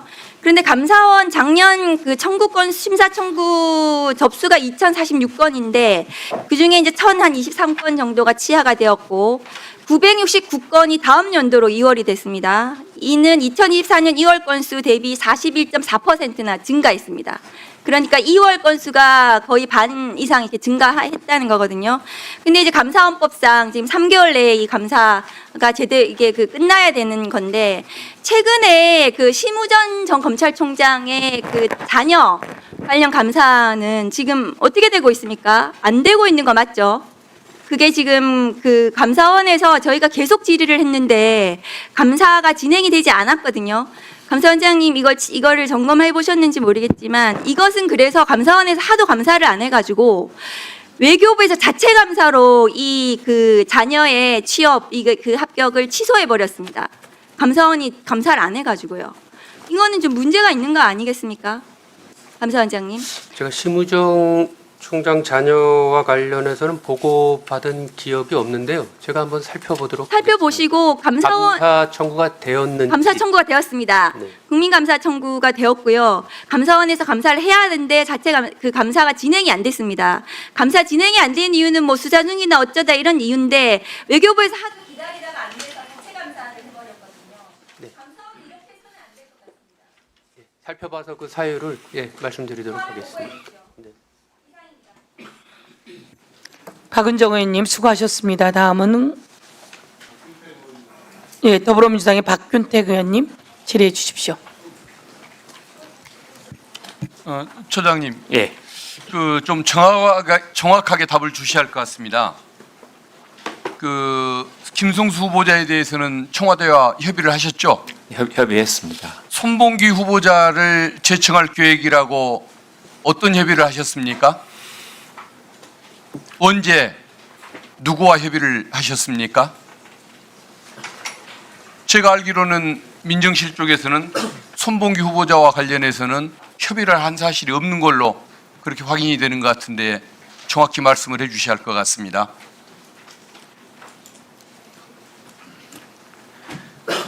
그분을 제청하게 될 것 같다고 말씀을 드렸습니다. 어제 하신 겁니까?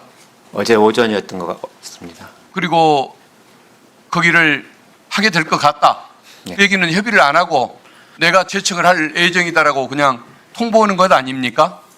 그걸 협의라고는 안 하죠 보통. 그 전에 제청 예고 아닙니까? 그 전에 계속 말씀을 드렸습니다. 손봉기 판사에 대해서 하겠다고 말씀을 하셨습니까? 꼭 손봉기 지금 후보자를 딱 꼭 짚진 않았지만 그러면 손봉기란 이름 얘기도 없고 그 전에 그에 관한 얘기를 나눈 것도 없고 제청하게 될 것 같다는 얘기는 오늘 협의는 없었고 오늘 제청할 거라고 미리 알려준 정도 아닙니까? 그걸 협의라고 주장하는 것은 적절치는 않은 것 같습니다. 그걸 협의라고 말씀하십니까? 전혀 듣지도 못했고 상의도 못했던 청와대 관계자를 끌어들여서 협의를 했다고 주장하시는 것은 옳은 주장은 아닌 것 같습니다. 그리고 두 번째 질문이 있습니다. 그 서면 제청하겠다. 여기에 대해서 누구랑 협의를 하셨습니까? 아까도 말씀드렸지만 민정수석과 협의를 했습니다. 민정수석에게 서면 제청을 하겠다라고 그렇게 말씀을 하셨습니까? 예. 그러면은 거기서 뭐라고 하던가요? 통보지. 서면 제청할 수밖에 없지 않느냐는 취지였습니다. 그러면은 저 제청을 하기 전에 협의가 안 된 상태에서 어제 처음으로 서면으로 이것도 제청하겠다라고 말씀하신 거군요. 서면 제청은 그 전부터서 논의가 됐습니다.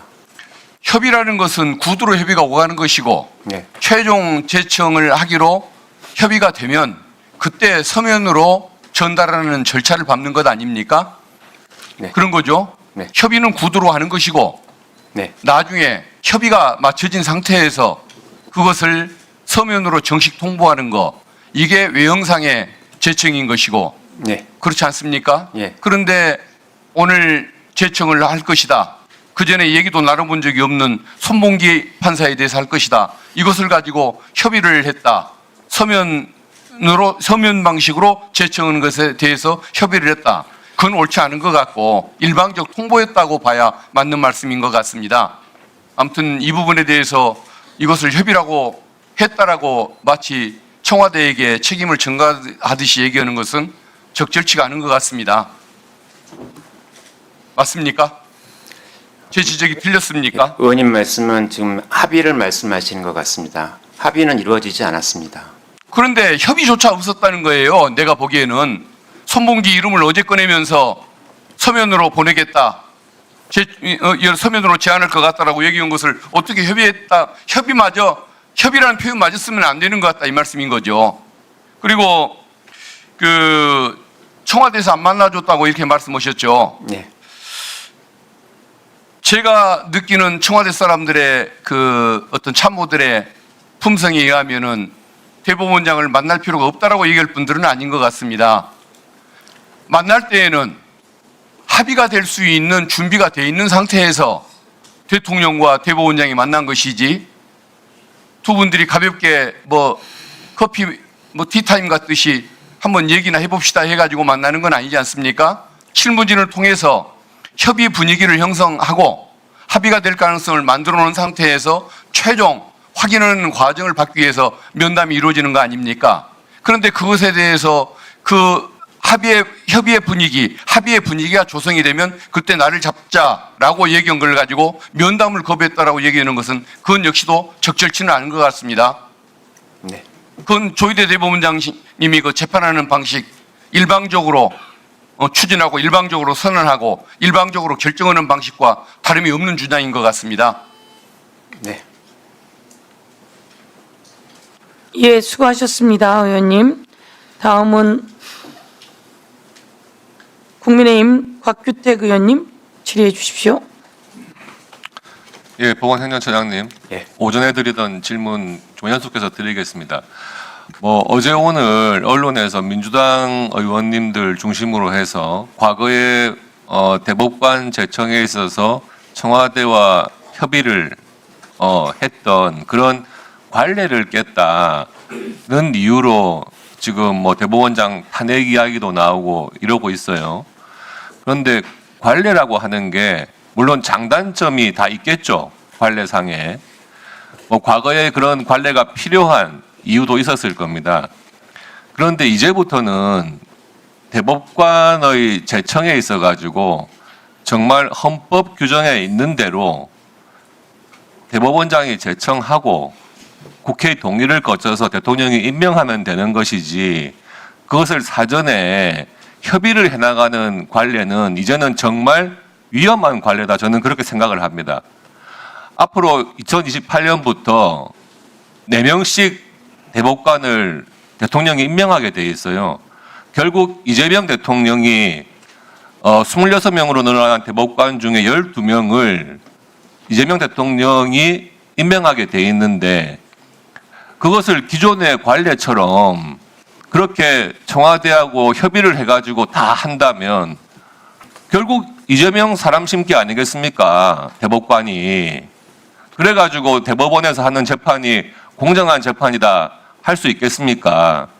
저는 이제 국민들이 보시기에 사실 이런 관례가 국민들은 잘 대부분 모르세요. 근데 이제는 지금 공론화되는 바람에 그런 관례가 있었어?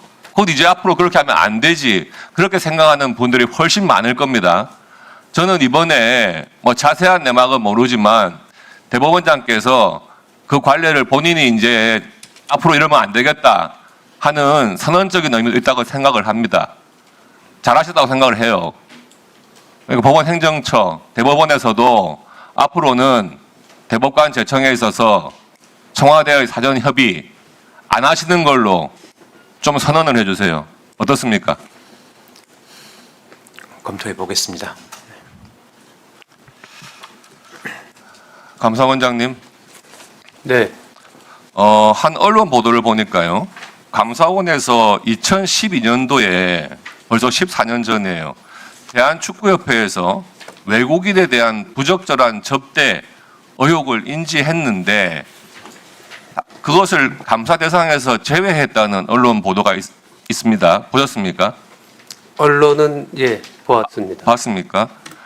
그때 내용을 보면요. 감사 과정에서 축구협회 관계자와 감사원 담당자 사이에 학연 관계가 있었다는 의혹과 함께 연락도 서로 주고받았다. 이런 보도 내용이고요. 그래서 4년 뒤인 2016년도에 문체부에서 이 수사 의뢰를 해가지고 부적절한 접대 문제에 대해서 수사가 진행됐는데 2017년에 경찰에서 성매매 알선 혐의는 공소시효를 넘겨서 무혐의 처리됐고 그 부적절한 접대에 따른 배임 혐의마저도 그냥 불기소 처분되고 말았어요. 이게 지금 그래서 감사원이 아주 옛날부터 이 축구협회의 문제를 알고도 덮은 것이 아니냐 이런 지금 불신이 있는 상태인데요. 이거 다시 한번 당시 감사 축소 과정에 무슨 문제가 있었는지 한번 살펴보시고 필요하다면은 엄중한 조치나 또는 수사기관 고발 이런 거 한번 검토해 볼 생각이 없습니까? 당시 감사반에서 심판 성적 때 사실을 알았는지 여부 등에서 좀 확인하려고 하는데 당시 감사에 관련된 분들이 대다수 퇴임을 하고 그래서 좀 그걸 확인하는 데는 좀 시일이 좀 걸릴 듯합니다. 위원님 말씀 잘 새겨서 한번 제가 살펴보도록 하겠습니다. 축구협회 지금 많은 불신 받고 있는 건 아시죠? 예. 이런 부분에 대해서 감사원에서 뭐 국가기관은 아니라도 국가 예산이 들어가는 기관에 대해서는 좀 철저한 감사를 해주시면 좋겠습니다. 네. 예, 이상입니다. 예, 수고하셨습니다. 예, 더불어민주당 손솔 의원님 아까 질의하셨죠? 네, 더불어민주당의 박지원 의원님 질의해 주십시오. 국방장관 계시죠? 예, 국방차관입니다.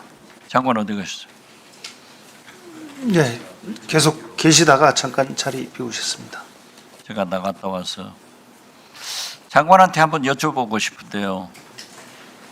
그냥 질문하지 않겠습니다. 예. 전화주십시오.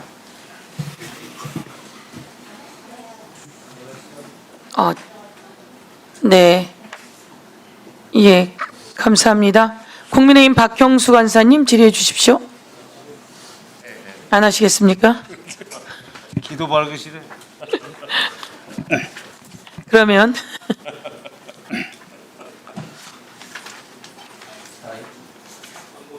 예.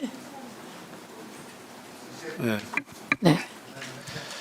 법원행정처장님, 예. 처장님의 그 모호한 답변이 아까부터 제가 지적했죠. 이제는 사실대로 그냥 얘기를 해야 된다. 저는 듣고 있는데 어떤 상황인지 상상이 돼요. 근데 왜 그걸 본인 입으로 답변을 못 하시죠? 저는 오늘 아침에야 손봉기 이름이 나오고 어제 아침에야 손봉기 이름이 나오고 왜 그렇게 됐는지 이해가 됩니다. 자, 대법원에서는 제청하려는 A라는 임무를 했어요. 청와대에서는 이름 얘기할까요? 김민기죠. 거기를 해야 된다고 고집해. 그러면 다음 협의할 때는 그럼 이 사람은 안 될까요? 또 그걸 그 사람을 고집해. 이렇게 계속 반복이 되다 보니까 결국은 어제 아침에 손봉기로 할 수밖에 없을 것 같아. 이렇게 얘기된 거 아닙니까? 맞습니까? 아닙니까? 구체적인 절차를 더 말씀드리기는 좀 어렵습니다. 이 공격을 이렇게 당하고도 그런 얘기가 나옵니까? 나중에 직권남용으로 고소돼가지고 법정에 가서 그 얘기 할 겁니까? 수사받으면서 그 얘기 할 겁니까? 제가 아까 얘기를 했잖아요. 이거는 이제는 공론화해야 된다. 곽기택 의원도 좀 전에 얘기를 했어요. 그간에 진행되었던 이 제청 절차가 각자가 정해놓은 부분들을 어느 정도 일탈도 하면서 어떻게 보면 어느 정도 협의도 하면서 이렇게 지금 운영이 되어 왔는데 이건 이제는 공론의 장을 올려야 된다. 어떻게 하는 것이 맞느냐? 자, 일부 의원님들께서는 재청권 없애자는 얘기도 했어요. 입법례 얘기도 했습니다. 그렇지만은 현재 우리 헌법에 있는 재청권이라면 이걸 어떻게 해석하는 것이 정당한 것인지 그게 우리 법조인들이 해야 될 일이잖아요. 어떻게 해야 됩니까? 자, 끝까지 그러면 협의가 안 된다고 그래. 그러면 이 병행 상태로 재청 안 한 상태로 계속 갑니까? 아니면은 청와대에서 대통령이 원하는 대로 거기에 따라 가지고 재청권 행사해 줘야 됩니까? 그렇게 할 수는 없잖아요. 우리 법상 어떻게 그렇게 해석할 수가 있습니까? 자, 그렇다고 계속 해가지고 지금 이 상태대로 재청 안 한 상태로 가면은 어떻게 합니까? 민주당과 대통령 측에서 탄핵하겠다고 겁박을 계속 하잖아요. 아까 누가 대법원의 행위를 깽판 친다고 그러는데 저는 대통령과 민주당의 행위가 깡패짓이에요. 아니 이 상태를 계속해서 협의가 안 돼서 가면은 직무유기로 탄핵하겠다. 법적인 문제를 삼겠다 그래. 그러면 받아들여갖고 그대로 하면은 이 재청권은 왜 있는 겁니까? 그래서 아까 제가 법원행정처장한테 과정을 상세하게 얘기를 했는데, 그래서 국민들도 판단하게 할 수 있고 우리도 판단할 수 있게 상세하게 얘기를 해야 되는데 끝까지 얘기를 안 해요. 그게 사법권 독립에 도움이 된다고 생각하십니까? 참 답답합니다. 자, 이 모든 상황의 원인이 뭡니까? 뭐라고 생각합니까? 법원행정처장. 이거 한번 물어봅시다. 이재명 대통령 공선법 파기환송 때문에 그런 거 아닙니까? 그 사건 하는데 7만 페이지 되는 그런 사건을 9일 만에 판결했다고 매일 공격하고 있어요. 사실대로 얘기를 해줘야죠. 그거 검토하기, 재판연구관들이 검토하기 시작한 거는 30일 넘었지요. 예. 30일 넘게 재판연구관들이 검토를 합니다. 대법관들이 어떻게 7만 페이지나 되는 기록을 다 봅니까? 재판연구관도 다 못 봐요. 우리가 오늘 회의하면서 여기 이 기록 이렇게 많은데 회의 자료 다 봅니까? 이거 다 안 봤다고 해가지고 우리가 회의한 게 효력이 없어집니까? 그리고 그 사건은 나 같으면은 기록 볼 필요도 없는 사건이에요. 뭐라고 얘기를 했습니까? 쟁점 두 가지죠. 하나는 국민의힘에서 마치 내가 골프를 친 것처럼 뭐 어떻게 사진 했는데 조작됐더라. 마치 골프를 친 것처럼, 그건 문해력의 문제입니다. 그거는. 그게 아니다라고 대법원이 얘기를 한 거예요. 또 하나는 직무유기로 협박하겠다고, 직무유기로 걸겠다고 협박했다. 그게 어떻게 과장이 됩니까? 정확하게 과장이 됩니까? 없는 사실을 지어낸 건데. 그래서 그게 허위 사실이라고 판단한 거예요. 기록 안 봐도 판단할 수 있는 거예요, 그거. 그걸 가지고 문제 삼는데 그걸 지금 답변을 그런 식으로 하고 지금 대처에 대해서 그런 식으로 답변하고, 저는 그게 더 이상 사법 독립에 그런 태도가 도움이 안 된다고 봅니다. 때로는 집을 내놓고 목숨을 내놓고라도 지켜야 됩니다. 그래야 사법권의 독립, 사법권을 지킬 수 있는 겁니다. 아시겠습니까? 예, 알겠습니다. 왜 내가 내 지금까지 내가 없으니까 왜 웃지 말아야 돼? 마음대로 무슨 예, 다음은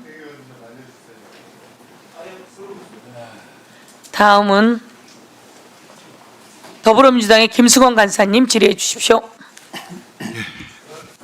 처장님, 예. 이번 대법관 두 분 제청이 조희대 대법원장의 마지막 제청이죠? 이제 없지 않습니까? 임기로 치면 5월에 천대엽 전 처장이 퇴임을 하니까 네. 그 뒤에 6월달에 대법원장은 퇴임하십니다. 한 달 정도에 잡습니다. 2023년에 김명수 대법원장이 이제 퇴임을 앞두고 대법관 두 분을 제청하려고 했을 때 뭐 이런 보도가 있습니다. 윤석열 대통령 사상 첫 대법관 임명 제청 거부권 검토. 그다음에 TV조선에서 계속해서 연달아 제청권은 임명권 아니야. 김명수 대법원장 능력보다 이념 위주 인사 논란, 이렇게 또 보도를 쏟아내고 있고, 윤 대통령 김명수 마지막 제청권의 제동 이유는, 그러면서 결국에 뭐 김명수 대법원장이 뭐 좌파 성향의 이념적인 대법관 후보를 제청한다, 뭐 이런 보도를 연속해서 내고 있고, 그래서 그때 대법원이 어떻게 했습니까? 후보 제청을 바꿨죠. 잘 기억나지 않습니다. 그걸 모르십니까? 예. 아까 두 명을 또 바꿨잖아요. 그래서 예.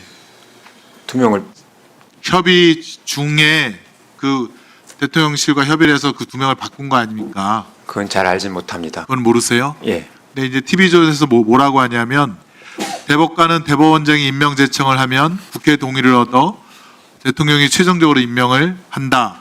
대통령의 거부권이 있느냐를 두고 논란이 있지만 다수 의견은 최종 임명권자가 대통령이기 때문에 거부권을 행사하는 데 문제가 없다. 물론 그동안 대통령의 거부권을 행사한 전례는 없다. 이렇게 하고, 이때는 대법원장을 비난합니다. 김명수 대법원장이 지난 6년간 능력보다는 이념 위주의 인사를 해왔다. 결국 이런 사태로 이어졌다.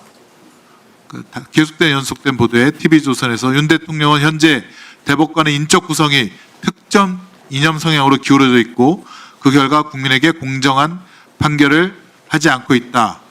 그러면서 정부 관계자 말을 인용해서 대법관 임명은 대통령의 고유 권한이다. 추락하는 법원의 권위 회복, 판결 신뢰 회복 차원에서 거부권 행사까지 검토하고 있다. 이렇게 대통령실 관계자가 아주 대놓고 이렇게 말을 해서 결국에는 김명수 대법원장 제청이 바뀐 것으로 이렇게 나옵니다. 어쨌건 근데 오늘 아마 TV조선 보도를 보면 또 아마 이재명 정부가 잘못했다는 식으로 또 아마 비판적인 보도가 나올 겁니다. 그다음에 여기 국민의힘 의원들도 계시지만 당시에는 윤석열 대통령을 지지하는 그런 발언이라든가 그런 멘트가 아마 많이 나갔을 겁니다. 그건 아마 확인을 해보도 될 텐데 어쨌건 지금 제가 볼 때는 이렇게 협의를 하는 이유는 재청권은 아까 우리 존경하는 박지원 의원님도 말씀하셨지만 대법관을 임명하기 위한 과정 중에 하나의 부분이고 결국에는 민주적 정당성을 얻기 위해서 국회의 동의도 얻어야 되고 또 저희 또 인사청문회를 해야 되는 거 아닙니까? 그렇습니다. 맞잖아요. 예. 그다음에 최종적으로 행정부의 수반이 아니라 국가의 원수로서의 대통령으로부터 임명을 받아서 더 많은 민주적 정당성을 가진 대법관이 재판을 하라는 거 아니겠습니까? 그런 전체의 절차를 같이 국회든 혹은 대통령실과 같이 조율을 해서 존중받아야 될, 존경받아야 될 대법관이 매끄럽게 임명이 되어서 권위 있는 재판을 하라는, 국민으로부터 신뢰받는 재판을 하라는 그 뜻 아니겠습니까?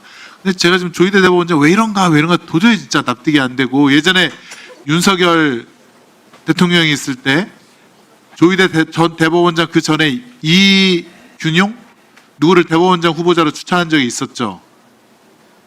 기억나십니까? 대통령이 한 것 같습니다. 예. 근데 저희가 국회에서 인사청문회를 하다 보니까 웬 부동산 투자가 많고 뭔 이렇게 편향된 판결문도 많고 너무나도 이건 도저히 납득할 수가 없는 그런 후보자라서 그 후보자 탈락된 것도 기억나시죠? 예, 기억납니다. 그러니까 그럼 국민의 검증을 다 받아야 되는데 지금 대법원장이 본인의 재청권만 고집하면서 지금 이거를 관철시키겠다. 뭐 우리 김기표 의원님도 얘기했지만 너무나도 그 외골수로 고집을 부리는 거 아닙니까? 그러면서 그냥 정치 한가운데로 사법부를 밀어넣는 거 아닙니까? 4명의 후보자는 아까 법무부 장관을 포함한 선임대법관, 법원행정처장, 변협회장 등 사회의 법조계에 씻겨있는 사람들이 다 검증을 해서 추천한 분들인데 여기서 지금 협의가 안 된다는 게 말이 됩니까? 본인의 고집, 외골수밖에는 저는 이해가 안 된다고 봅니다. 4분 중에 대통령실과 충분히 협의가 되고 합의를 이룰 수 있음에도 불구하고 특정에 대해서는 도저히 안 되겠다라고 고집을 부려서 결국 이 사태까지 초래된 거고 결국에는 아까 말씀 아무도 예상하지 않았던 손 후보자를 오늘 아침에서야 어제 아침에서야 떡하게 해갖고 그래서 이렇게 반발을 일으키고 지금 이 분란을 일으키는 거 아니겠습니까? 좀 다시 한번 축구를 해주시고 지금 보니까 추천함으로써 이전 추천위원회는 해산이 된 거죠. 그렇습니다. 제청하는 순간 제청이 아니라 추천하면 바로 해산이 됩니다. 그럼 대법원장 의도는 뭡니까? 이게 뭐 손봉기 후보자를 임명을 하든 아니면 추천위원회 해산이 됐으니까 기존 후보자 3명은 완전히 다 불명예스럽게 퇴진을 하고 자기 마음대로 또 추천위원회 구성해서 또 하겠다는 거 아닙니까? 그 의도가 뻔한 거 아니겠습니까? 그리고 전압에 쓸 이용구 대법관 후보자로 지금 손 후보자는 자기 대부 후보이고 또 자기와 비슷한 성향을 가진 사람을 또 자기 말을 들을 사람을 대법관 후보로 또 제청을 해서 자기 의지를 관철시키겠다는 거 아니겠습니까? 너무 걱정이 됩니다. 왜 사법부를 대법관을 그런 오해를 받는 사람을 갖다가 제청을 해서 이 지경까지 왜 만드는 겁니까? 수고하셨습니다. 예, 제가 질의하겠습니다. 법원행정처장님이 일을 그렇게 잘 못하세요. 잘 해결해 주셨어야죠. 안 그렇습니까? 이재명 대통령 파기환송시킬 때는 대통령 후보 그만두게 할 생각이었죠? 그렇지 않습니다. 파기환송 시킬 때 대법관 중에 한 명이셨죠? 그렇습니다. 그리고 아까 뭐 연구관들이 30일 전부터 검토를 한다고요? 그렇습니다. 그러면 여러분은 상고 이유서가 들어오기 전부터 연구관들은 그 상고 이유서가 들어오지도 않았는데 검토합니까? 그렇습니다. 그럴 수 있습니다. 그럴 수 있습니다가 아니라 연구관 해보셨습니까? 5년 동안 했습니다. 그러면 검사가 상고 이유서를 제출하기 전부터 본 적 있습니까? 저는 형사를 하지 않았기 때문에 그 부분을 명확하게 알지 못합니다. 여러분, 대한민국 국민 여러분, 상고 이유서가 안 들어왔는데 연구관들이 그 재판 기록을 봅니까? 거짓말을 이렇게 합니까? 이재명 대통령 후보에 대한 상고 이유서는 4월 10일 날 제출됐어요. 그러면 4월 10일 날 상고 이유서가 들어옵니다. 그럴 때 본다 그러는 것도 이상한 일인데 이재명 후보 쪽에 상고 이유서에 대한 의견서가 들어와야 되는 거 아닙니까? 그게 들어오고 보는 게 기본 아닙니까? 대법관이 한 명이 사건을 몇 개나 합니까? 1년에 4,000개 정도 한다는 거 아닙니까? 거짓말 투성이에요. 거짓말 투성이. 직접 전원합의체에서 이재명 파기환송에 손을 들은 사람 노경필 대법관 아니었습니까? 그랬죠? 노경필 대법관이 이재명 파기환송에 손을 들었죠? 언제부터 기록을 봤어요? 내가 며칠 전부터 계속 질의했기 때문에 이에 대해서는 답을 해야 돼요. 이재명 후보 측의 검사의 상고 이유서에 대한 답변 의견서는 4월 22일 날 들어갑니다. 근데 이거는 소부에 배당된 게 4월 22일이고 전원합의체 회부가 4월 20일입니다. 그리고 4월 22일에 답변이 이재명 후보의 답변이 들어갑니다. 법원행정처장님, 아니 우리 헌법재판소 사무처장님, 네. 4월 22일에 이재명 후보의 답변서가 들어갑니다. 의견서가. 그런데 4월 24일에 법원 전원합의체에서 표결을 하고 이재명 파기환송을 결정합니다. 이게 있을 수 있는 일입니까? 소부에 배당된 게 4월 22일입니다. 그날로 전원합의체로 끌어올립니다. 4월 22일에. 이재명 쪽에 의견서가 들어간 게 4월 22일입니다. 띄워줄 수 있으면 띄워보세요. 그런데 4월 24일 날 표결을 해버립니다. 지연된 정의는 정의가 아니라며. 이거 완전히 법 위반 아닙니까? 종이 기록으로 보게 되어 있어요. 전자기록으로 봤으면 노경필 법원행정처장님 로그인 기록 보여줄 수 있습니까? 로그인 기록 보여줄 수 있어요? 로그인 기록 보여줄 수 있어요? 당시의 기록을 미리 봤다면서요. 전자문서로. 로그인 기록 보여줄 수 있어요? 바로 지난 업무보고에서 노경필 법원행정처장은 저에게 종이 기록으로 봅니다 라고 답변했어요. 아시겠어요? 여러분은 전자문서로 보는 것은 법이 2025년 10월에 시행되는 거예요. 이렇게 이재명을 파기환송시켜 놓고 이재명을 대통령으로 인정하지 않고 그리고 윤석열의 내란의 밤 여러분은 다 모여서 회의를 했고 그리고 이 법원의 재판 과정을 계엄 사령부로 넘기려고 했고 그리고 직위원을 통해서 윤석열을 풀어줬고 그리고 이재명 대통령이 되지 못하게 파기환송을 시켰는데도 이재명은 대통령이 되었고 한덕수를 시켜주려고 애를 썼고 그러나 국민의힘에서는 한덕수를 대통령 후보로 옹립하지 못했고 그 과정에서 어떤 조직적인 은폐가 있었는지 우리는 다 밝혀내야 합니다.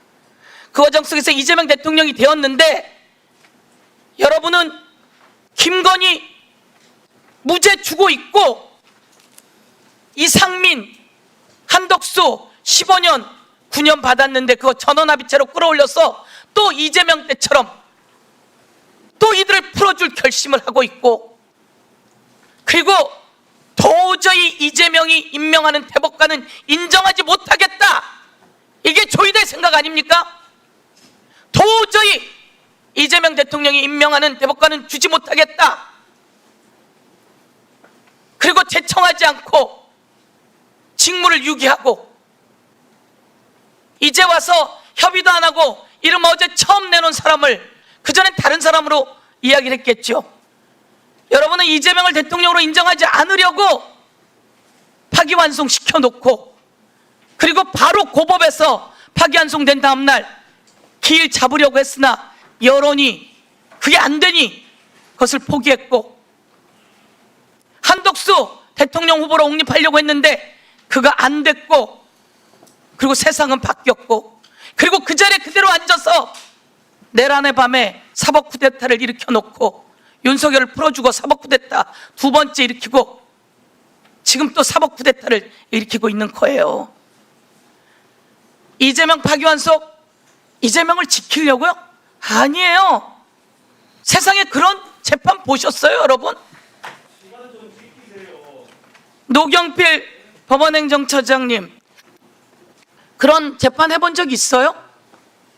있습니까, 없습니까? 그런 재판 해본 적 있어요, 없어요? 그런 재판이 어떤 재판을 말씀하시는 겁니까? 이틀 만에 표결하고 4월 22일 배당되고, 그런데 그 전부터 기록 봤다 그러고 종이 기록으로 보는데 전자 기록으로 보지도 않고 로그인 기록도 내놓지도 못하고, 이재명 후보 측의 의견서가 4월 22일 날 들어왔는데 4월 24일 날 표결해서 끝내고 5월 1일 날은 여러분은 발표만 했을 뿐이에요. 4월 24일에 여러분은 표결 끝냈어요. 전원합의체로 올라오고 바로 표결했죠? 당사자니까 아실 거 아닙니까? 충분한 논의를 거쳤습니다. 며칠이나 논의했습니까? 전원합의는 2번 했던 걸로 기억이 납니다. 그렇습니다. 4월 22일 날 전원합의로 끌어올린 한 또래로, 두 번째 4월 24일. 뭘 충분히 논의합니까? 대한민국의 대통령 후보 자리인데 그게 충분한 겁니까? 그거 충분하게 논의한 겁니까? 충분하게 논의했습니다. 그게 충분한 논의입니까? 다시 이야기하세요. 충분한 논의입니다. 사안에 비해서 굉장히 부족하지는 않다고 생각합니다. 4월 22일 날 전원합의체 했는데 그럼 4월 23일은 뭘 했습니까? 뭘 했길래 충분한 논의를 합의를 했다는 겁니까? 이게 몇 페이지짜리 기록입니까?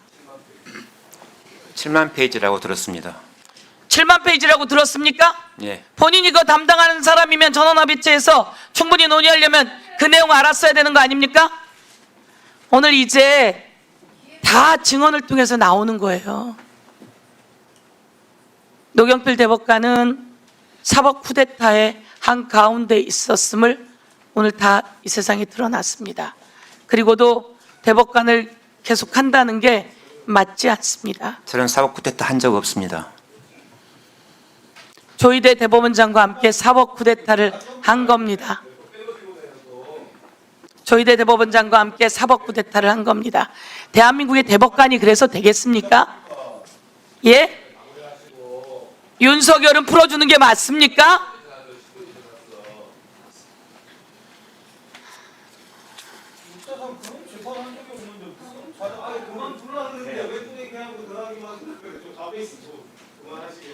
자, 보충 질의를 마치도록 하겠는데요.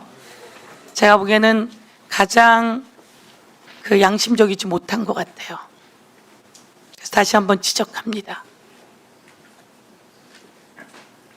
보충 질의까지 마쳤습니다. 다음은 재보충 질의 순서입니다. 그런데 저녁 시간이 있지만 간사님들 간의 합의에 의해서 이어서 재보충 질의를 약 3분 정도로 하고 그리고 마치는 것으로 할까 하는데 어떠십니까? 네. 재보충 질의하실 분 손 들어 주십시오.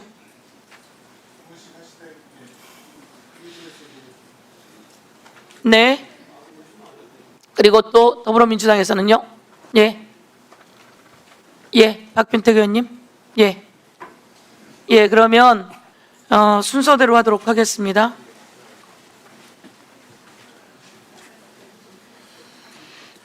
김민전 의원님부터 하시면 되겠습니다. 네.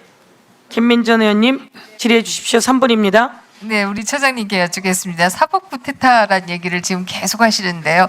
대통령이 낙점하는 인물을 제청해야 한다면 그게 사법 쿠데타 아닌가요?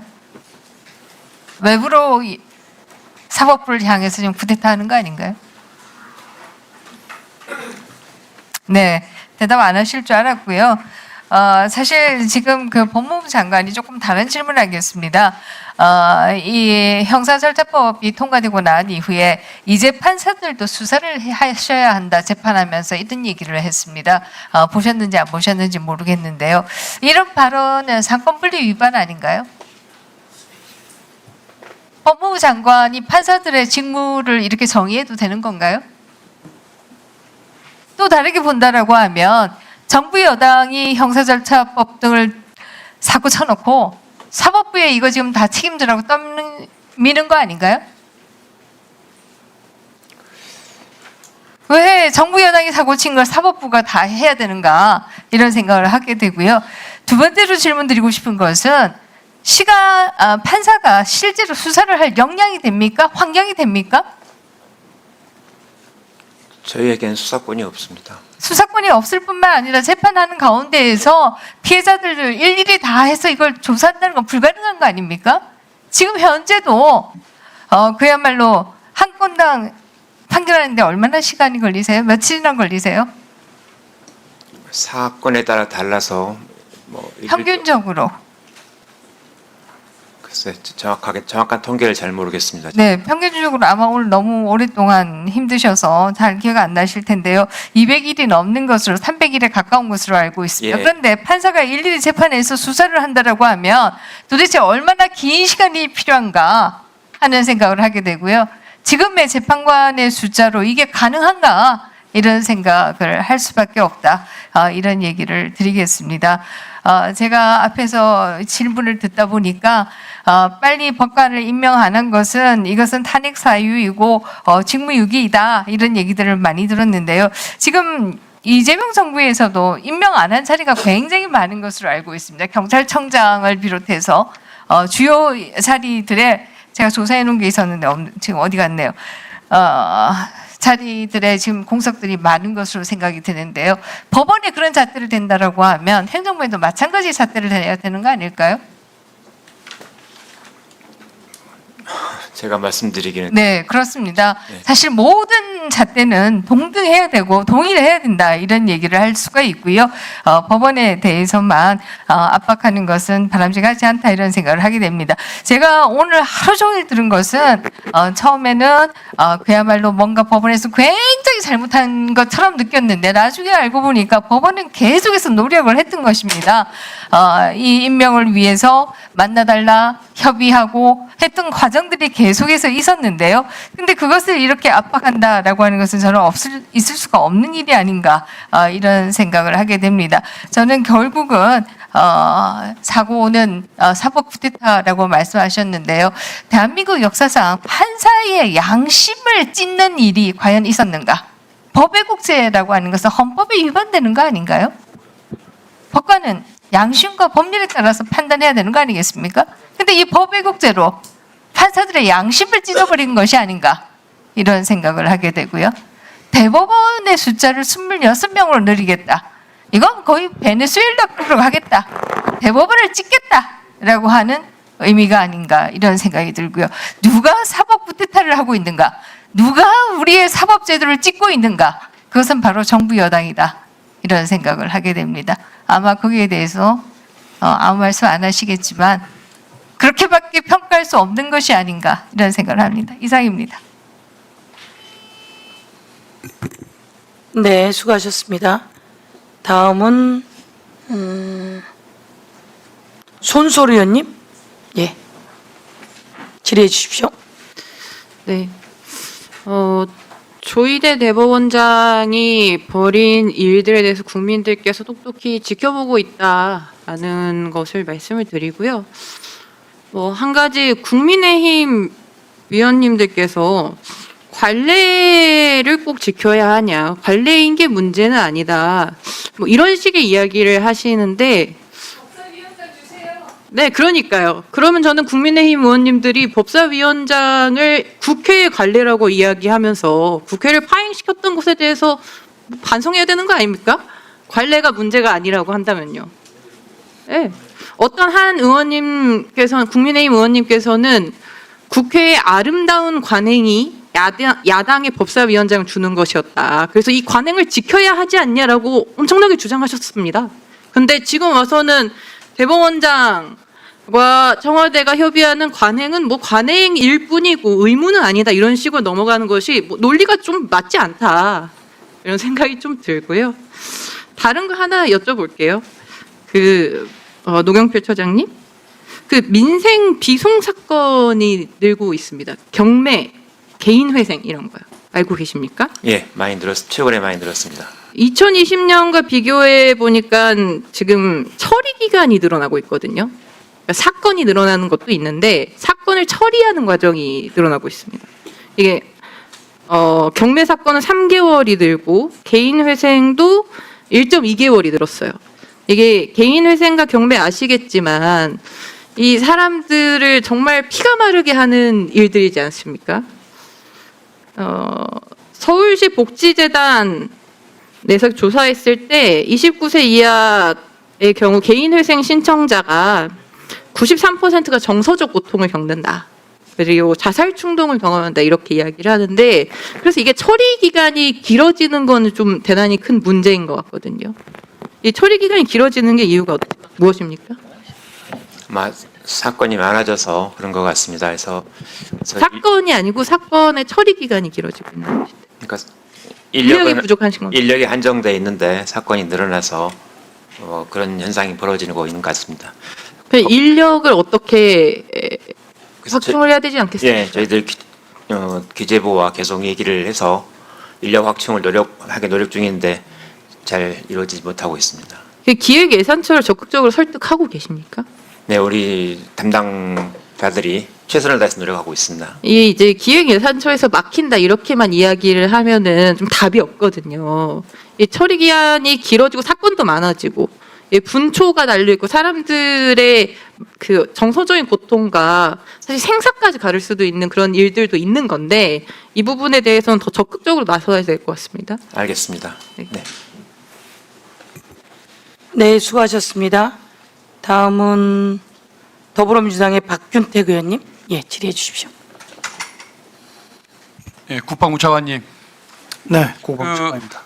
국방개혁 현안들이 참 많은데 그 주제의 무게에 비하면 상당히 조용하게 잘 진행이 되고 있는 것 같습니다.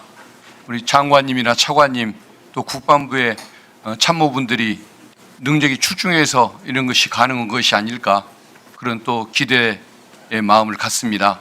정말 고생이 많으십니다. 네, 그 광주 군공항 그 분산 배치 문제 있지 않습니까? 네. 이것 때문에 미국과의 또 협의 문제가 또 중요한 또 쟁점으로 부각이 되고 있는 걸로 알고 있는데 어떻게 좀 진행 상황이나 뭐 이런 뭐 특별한 뭐 문제점 이런 것들 좀 설명 좀 해주시겠습니까? 광주군공항에 아시는 것처럼 공통 작전 기지가 부지가 포함이 돼 있습니다. 그래서 이제 미첩과 협의가 필수적인데요. 현재 미첩과 협의는 진행 중에 있고 아직 이제 구체적인 답변을 받거나 하지는 못한 상태이고 협의를 계속 진행을 해 가면서 우리 정부의 메가산단 차질 없이 진행될 수 있도록 그렇게 노력을 해 나가겠습니다. 예, 뭐 성사 잘 되게끔 뭐 자신감은 있으신 거겠죠? 예, 저희 국방부뿐만 아니라 정부 유관 부처까지 힘을 합쳐서 같이 해나갈 생각입니다. 예정입니다. 예, 국방부의 능력을 믿습니다. 네, 잘 감사합니다. 추진하겠습니다. 예, 감사합니다. 감사원장님, 오늘 많이 지루하시겠습니다. 질문이 다 법원으로 가는 바람에 감사원의 역할 매우 중요한데도 불구하고 질문할 시간을 별로 못 가졌던 것 같습니다. 그 유병호 감사위원이 구속이 됐습니다. 근데 그를 따르던 그 감사원 직원들, 그의 어떤 사조직처럼 움직이고 감싸기 감사, 편파 감사, 이걸 자행하던 그 공무원들을 타이거파라고 그 내부에서 부르기도 했던 것 같은데, 그 타이거파 문제 있는 간부들은 정리가 됐습니까? 지금도 남아서 뭐 중요한 보직을 차지하고 있거나 그러지는 않습니까? 임명 이후에는 인사 원칙에 따라서 인사를 하고 있습니다. 네. 그러면은 능력과 실적 위주로 제가 인사를 하고 있고, 특히 지난 시기에 인사 감찰권 남용에 의해서 특혜가 있었다 그러면 그건 그에 맞게 적절하게 인사 조치를 하고 있습니다. 그러면은 아직도 완료가 다 된 것은 아닌 상태입니까? 현재 국정조사 후속 TF를 하고 있고, 그것도 과거의 강압감사 또 증거 조작 의혹에 대한 특별감찰이기 때문에 그 조사 결과가 나오면 결과에 따라서 엄정 조치하도록 하겠고, 엄정 조치 안에는 뭐 조사 결과에 따라서 인사 조치가 있을 수도 있을 것 같습니다. 예, 수고하셨습니다. 다음은 국민의힘의 곽규택 의원님 질의해 주십시오. 예, 헌재 사무처장님. 네. 지난 3월에 재판소원제도 시행된 이후에 지금 7월 20일까지 접수된 사건이 재판소원 사건이 1,581건. 근데 그 중에서 1,302건, 82.3%가 사전 심사 단계에서 각하가 됐더라고요. 그렇죠? 네, 그렇습니다. 정식 심리 회부된 거는 15건, 0.9% 정도입니다. 근데 제가 이게 국감 때도 질의를 드릴 건데, 근데 지금 현재는 재판소원 등 제도가 시행된 그런 이유 등 때문에 업무가 폭증했다. 그래서 헌법연구관은 20명 늘려달라. 일반직 공무원은 16명 증원해달라. 그리고 종로구 별관, 네, 거기도 있는데 현 청사의 테니스장 부지에 청사 증축까지 필요하다. 이렇게 지금 말씀하고 계시더라고요. 그렇죠? 네, 그렇습니다. 근데 헌법재판소가 지금 이 재판소원을 하고 있는데, 재판소원 사건이라는 거는 전국에서 다 오는 거 아닙니까? 네, 그렇습니다. 근데 예를 들어서 부산에서 자기 어떤 재판을 받은 사건이 대법원까지 갔는데 패소해가지고 그것도 억울한데, 그거를 재판소원을 한번 해보려면은 또 서울로 가야 됩니까? 그래서 헌법재판소 출신 고액의 변호사를 또 선임해야 됩니까? 저는 이건 안 맞다고 봐요. 재판소원 하시면서 이렇게 인력도 필요하고 증축도 해야 된다. 그러면 세종시 정도로 가세요. 헌법재판소가. 세종시 정도면 전국 각지에서 한 2시간대로 올 겁니다. 그리고 자기 지역에 자기 사건을 잘 아는 변호사님이 같이 갈 수도 있는 거리예요. 어때요? 그런 계획 없으십니까? 지금 정축에 관한 문제는 지금 재판소원으로 인해서 일시 장소 공간이 협소해서 헌법재판소가 서울에 있어야 할 무슨 이유가 있습니까? 서울에 있어야 할 이유는 국민들의 편의를 위해서 그렇게 지금 유치하고 있는 굉장히 서울 중심적인 생각입니다. 어떻게 그렇습니까, 그게? 한때 대법원은 뭐 경북 쪽에, 헌법재판소는 전북 쪽에, 네, 그렇습니다. 이렇게 하자는 말이 있었어요. 네. 저는 그거 아주 좋은 생각이라고 봅니다. 네. 이렇게 서울 요지에 종로구 땅에다가 증축을 하는 비용이면은 세종시에 좋은 건물 짓지 않겠습니까? 그 정축의 문제는 그런 개념이 아닙니다.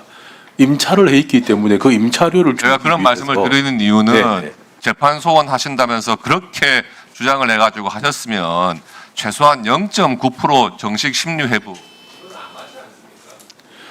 걱정하시는 대로 그 사심제의 우려를 저희들 다 알고 있기 때문에 매우 신중하게 운영을 하고 있습니다. 네, 수고하셨습니다. 다음은 더불어민주당의 김승원 의원님. 네, 질의해 주십시오. 우선 감사원장님, 네. 이제 유병호 사무총장 시절에 그 무자비한 인권 침해 감사에 대해서는 그걸 방지할 수 있는 방안은 다 마련이 되신 거죠? 근데 이제 핸드폰 포렌식이 2021년도에 86건에서 2023년도에 551건, 그다음에 서해 감사 등 조작 감사에는 682건에 그런 거는 좀 방지할 수 있는 방책이 마련되어 있습니다. 문제를 시정하는 내부 규정들은 다 손을 보았고 그것을 좀 더 확실하게 하기 위해서 지금 법제화를 위해서 준비 중에 있습니다. 감사방해죄의 그 정당한 이유 없이 감사를 방해한다는 그 문장이 좀 너무 추상적이고 포괄적이기 때문에 그거에 대한 좀 개정도 필요할 것 같습니다. 예. 그에 관한 문제 의식은 있고 현재 헌법재판소에서 관련 쟁점을 가지고 아마 헌법 소원 중에 있는 것으로 알고 있습니다. 네. 그거에 대해서도 준비를 해주셨으면 좋겠다 말씀을 드리고요. 그다음에 처장님. 네. 대법원장님 안 나오십니까? 예, 뭐 방금까지도 못 나오신다고. 아니 그 제가 아까도 사례 얘기했지만 윤석열 땐 대법원이 굴복해서 제청 대상자를 바꾸더니 왜 지금에 와서는 209일까지 계속 지연시키면서 결국에는 이렇게까지 서면 통보를 하는 등 이렇게 파탄을 만드는 겁니까? 왜 그때는 맞고 지금 왜 틀린 겁니까? 난 이해가 안 가고요. 이제 뭐 관행은 없다라고 국민의힘 의원님들이 말씀하시는데 그럼 저희 조금 있으면 국감 하지 않습니까? 그럼 대법원장 나오셔야죠. 저희가 관례에 따라서 인사만 하고 이석을 시켜드렸지만 뭐 관행 다 무시하면 이제는 대법원장도 나오셔서 국감 받아야 되는 거 아닙니까? 그리고 저희가 필요하면 이 사안 포함해서 대법원장에게 하루건 이틀이건 계속해서 질문할 수 있는 거 아닙니까? 그런 것까지 염두에 두고 판단을 하시라고 좀 조언을 해주시기 바랍니다. 예, 알겠습니다. 하여튼 오늘은 안 나오신다는 말씀이시죠? 네, 그런 것 같습니다. 이유는요? 사유는? 저 정확하게 보고받지 못했습니다. 예, 아무튼 이제 저희가 법원과는 예컨대 이제 압수수색 사전신문제라든가 뭐 조건부 석방제라든가 어떤 국민의 기본권 보호를 위해서 할 수 있는 것들이 굉장히 많은데 지금 모든 것들이 다 여기서 이 서면 제출로나 일방적인 그냥 제청 통보로 그냥 다 모든 게 다 막혀버리고 다시금 이제 국민들의 신뢰를 어떻게 받아야 되는지 지금 사법부의 모든 행위가 지금 의혹에 휩싸여서 다 의심의 눈으로 쳐다보고 있는 거 아닙니까? 이게 답답하고 법원과 함께 할 수 있는 일들이 많은데 다 국민들의 의혹이 따가운 눈총과 비난이 있으니까 그걸 갖다가 헤쳐나갈 수 있을지 여기까지만 예, 알겠습니다. 예, 수고하셨습니다. 예, 이제 재보충 질의까지 끝났고요. 제가 마지막 질의하도록 하겠습니다. 이게 현재 대법원 대법관 구성 현황이에요. 다 윤석열이 임명한 사람들이에요. 여기에 2명이 문재인 대통령 임명한 사람이죠. 다 윤석열이 임명했는데 이 과정에서 조희대 대법원장이 이제 마지막 사법 쿠데타의 그 한 장면으로 대통령의 임명권을 패싱했다라고 하는 말씀을 한 번 더 드립니다. 그리고 우리 노경필 법원행정처장, 제가 한 번 더 이야기하지만 여러분 상고이유서가 들어오기 전부터 본다고요? 그게 재판의 독립입니까? 상고이유서가 들어오기도 전부터 본다고요? 그게 재판의 독립입니까? 4월 10일 날 상고이유서가 들어왔는데 그 전부터 본다고요? 엄연히 이거는 법 위반입니다. 직권남용입니다. 그리고 이재명 후보가 의견서를 4월 22일 날 냈어요. 그런데 4월 22일 날 전합을 합니까?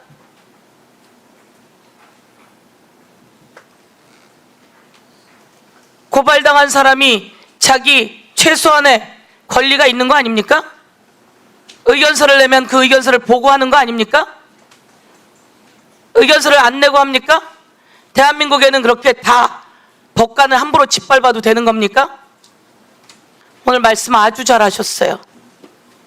노경필 대법관 시절 노경필 대법관이 충분히 봤다고 이야기했어요. 4월 22일 날 소부에 배당되고 4월 22일 날 전합인데 그걸 그 전에 봐도 됩니까? 그 전에 봐도 되는 게 이게 법으로 맞습니까? 모두 다 만인은 법 앞에 평등해야 되고 무죄 추정의 원칙이어서 충분히 상고 이유서가 들어오고 의견서가 나온 다음에 그것을 봐야지. 그 전부터 본다고요? 그 전부터 보는 게 말이 됩니까? 그게 공정하고 공평한 겁니까? 어디다가 갖다가 둘러대세요? 특별히 대법관은 잘못하면 처벌을 확실하게 받아야 되는 겁니다. 우리 헌법재판소 사무처장님, 네. 제가 대법원에 검사가 상고해가지고 갔어요. 제가 의견서 내기 전부터 이 사람들은 다 훑어보고 판단을 다음날 낼 수 있습니까? 오늘 제가 상고된 것에 대해서 의견서를 냈는데 내일 모레 표결을 할 수가 있습니까? 이렇게 안 볼 수가 있는 겁니까? 이게 기본권이 침해된 거 아닙니까? 어떻습니까?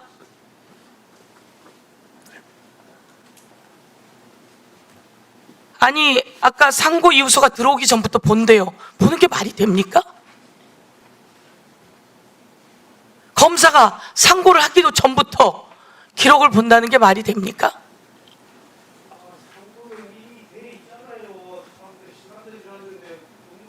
제가 이 말씀을 드리면서 이 세상에 공정한 재판이 이루어져야 하는데 아무리 대법원이라고 하더라도 특별히 더 중요한 사건이면 특별히 또 보아야 하는데 여기서 여러분은 사법 쿠데타를 일으킨 겁니다.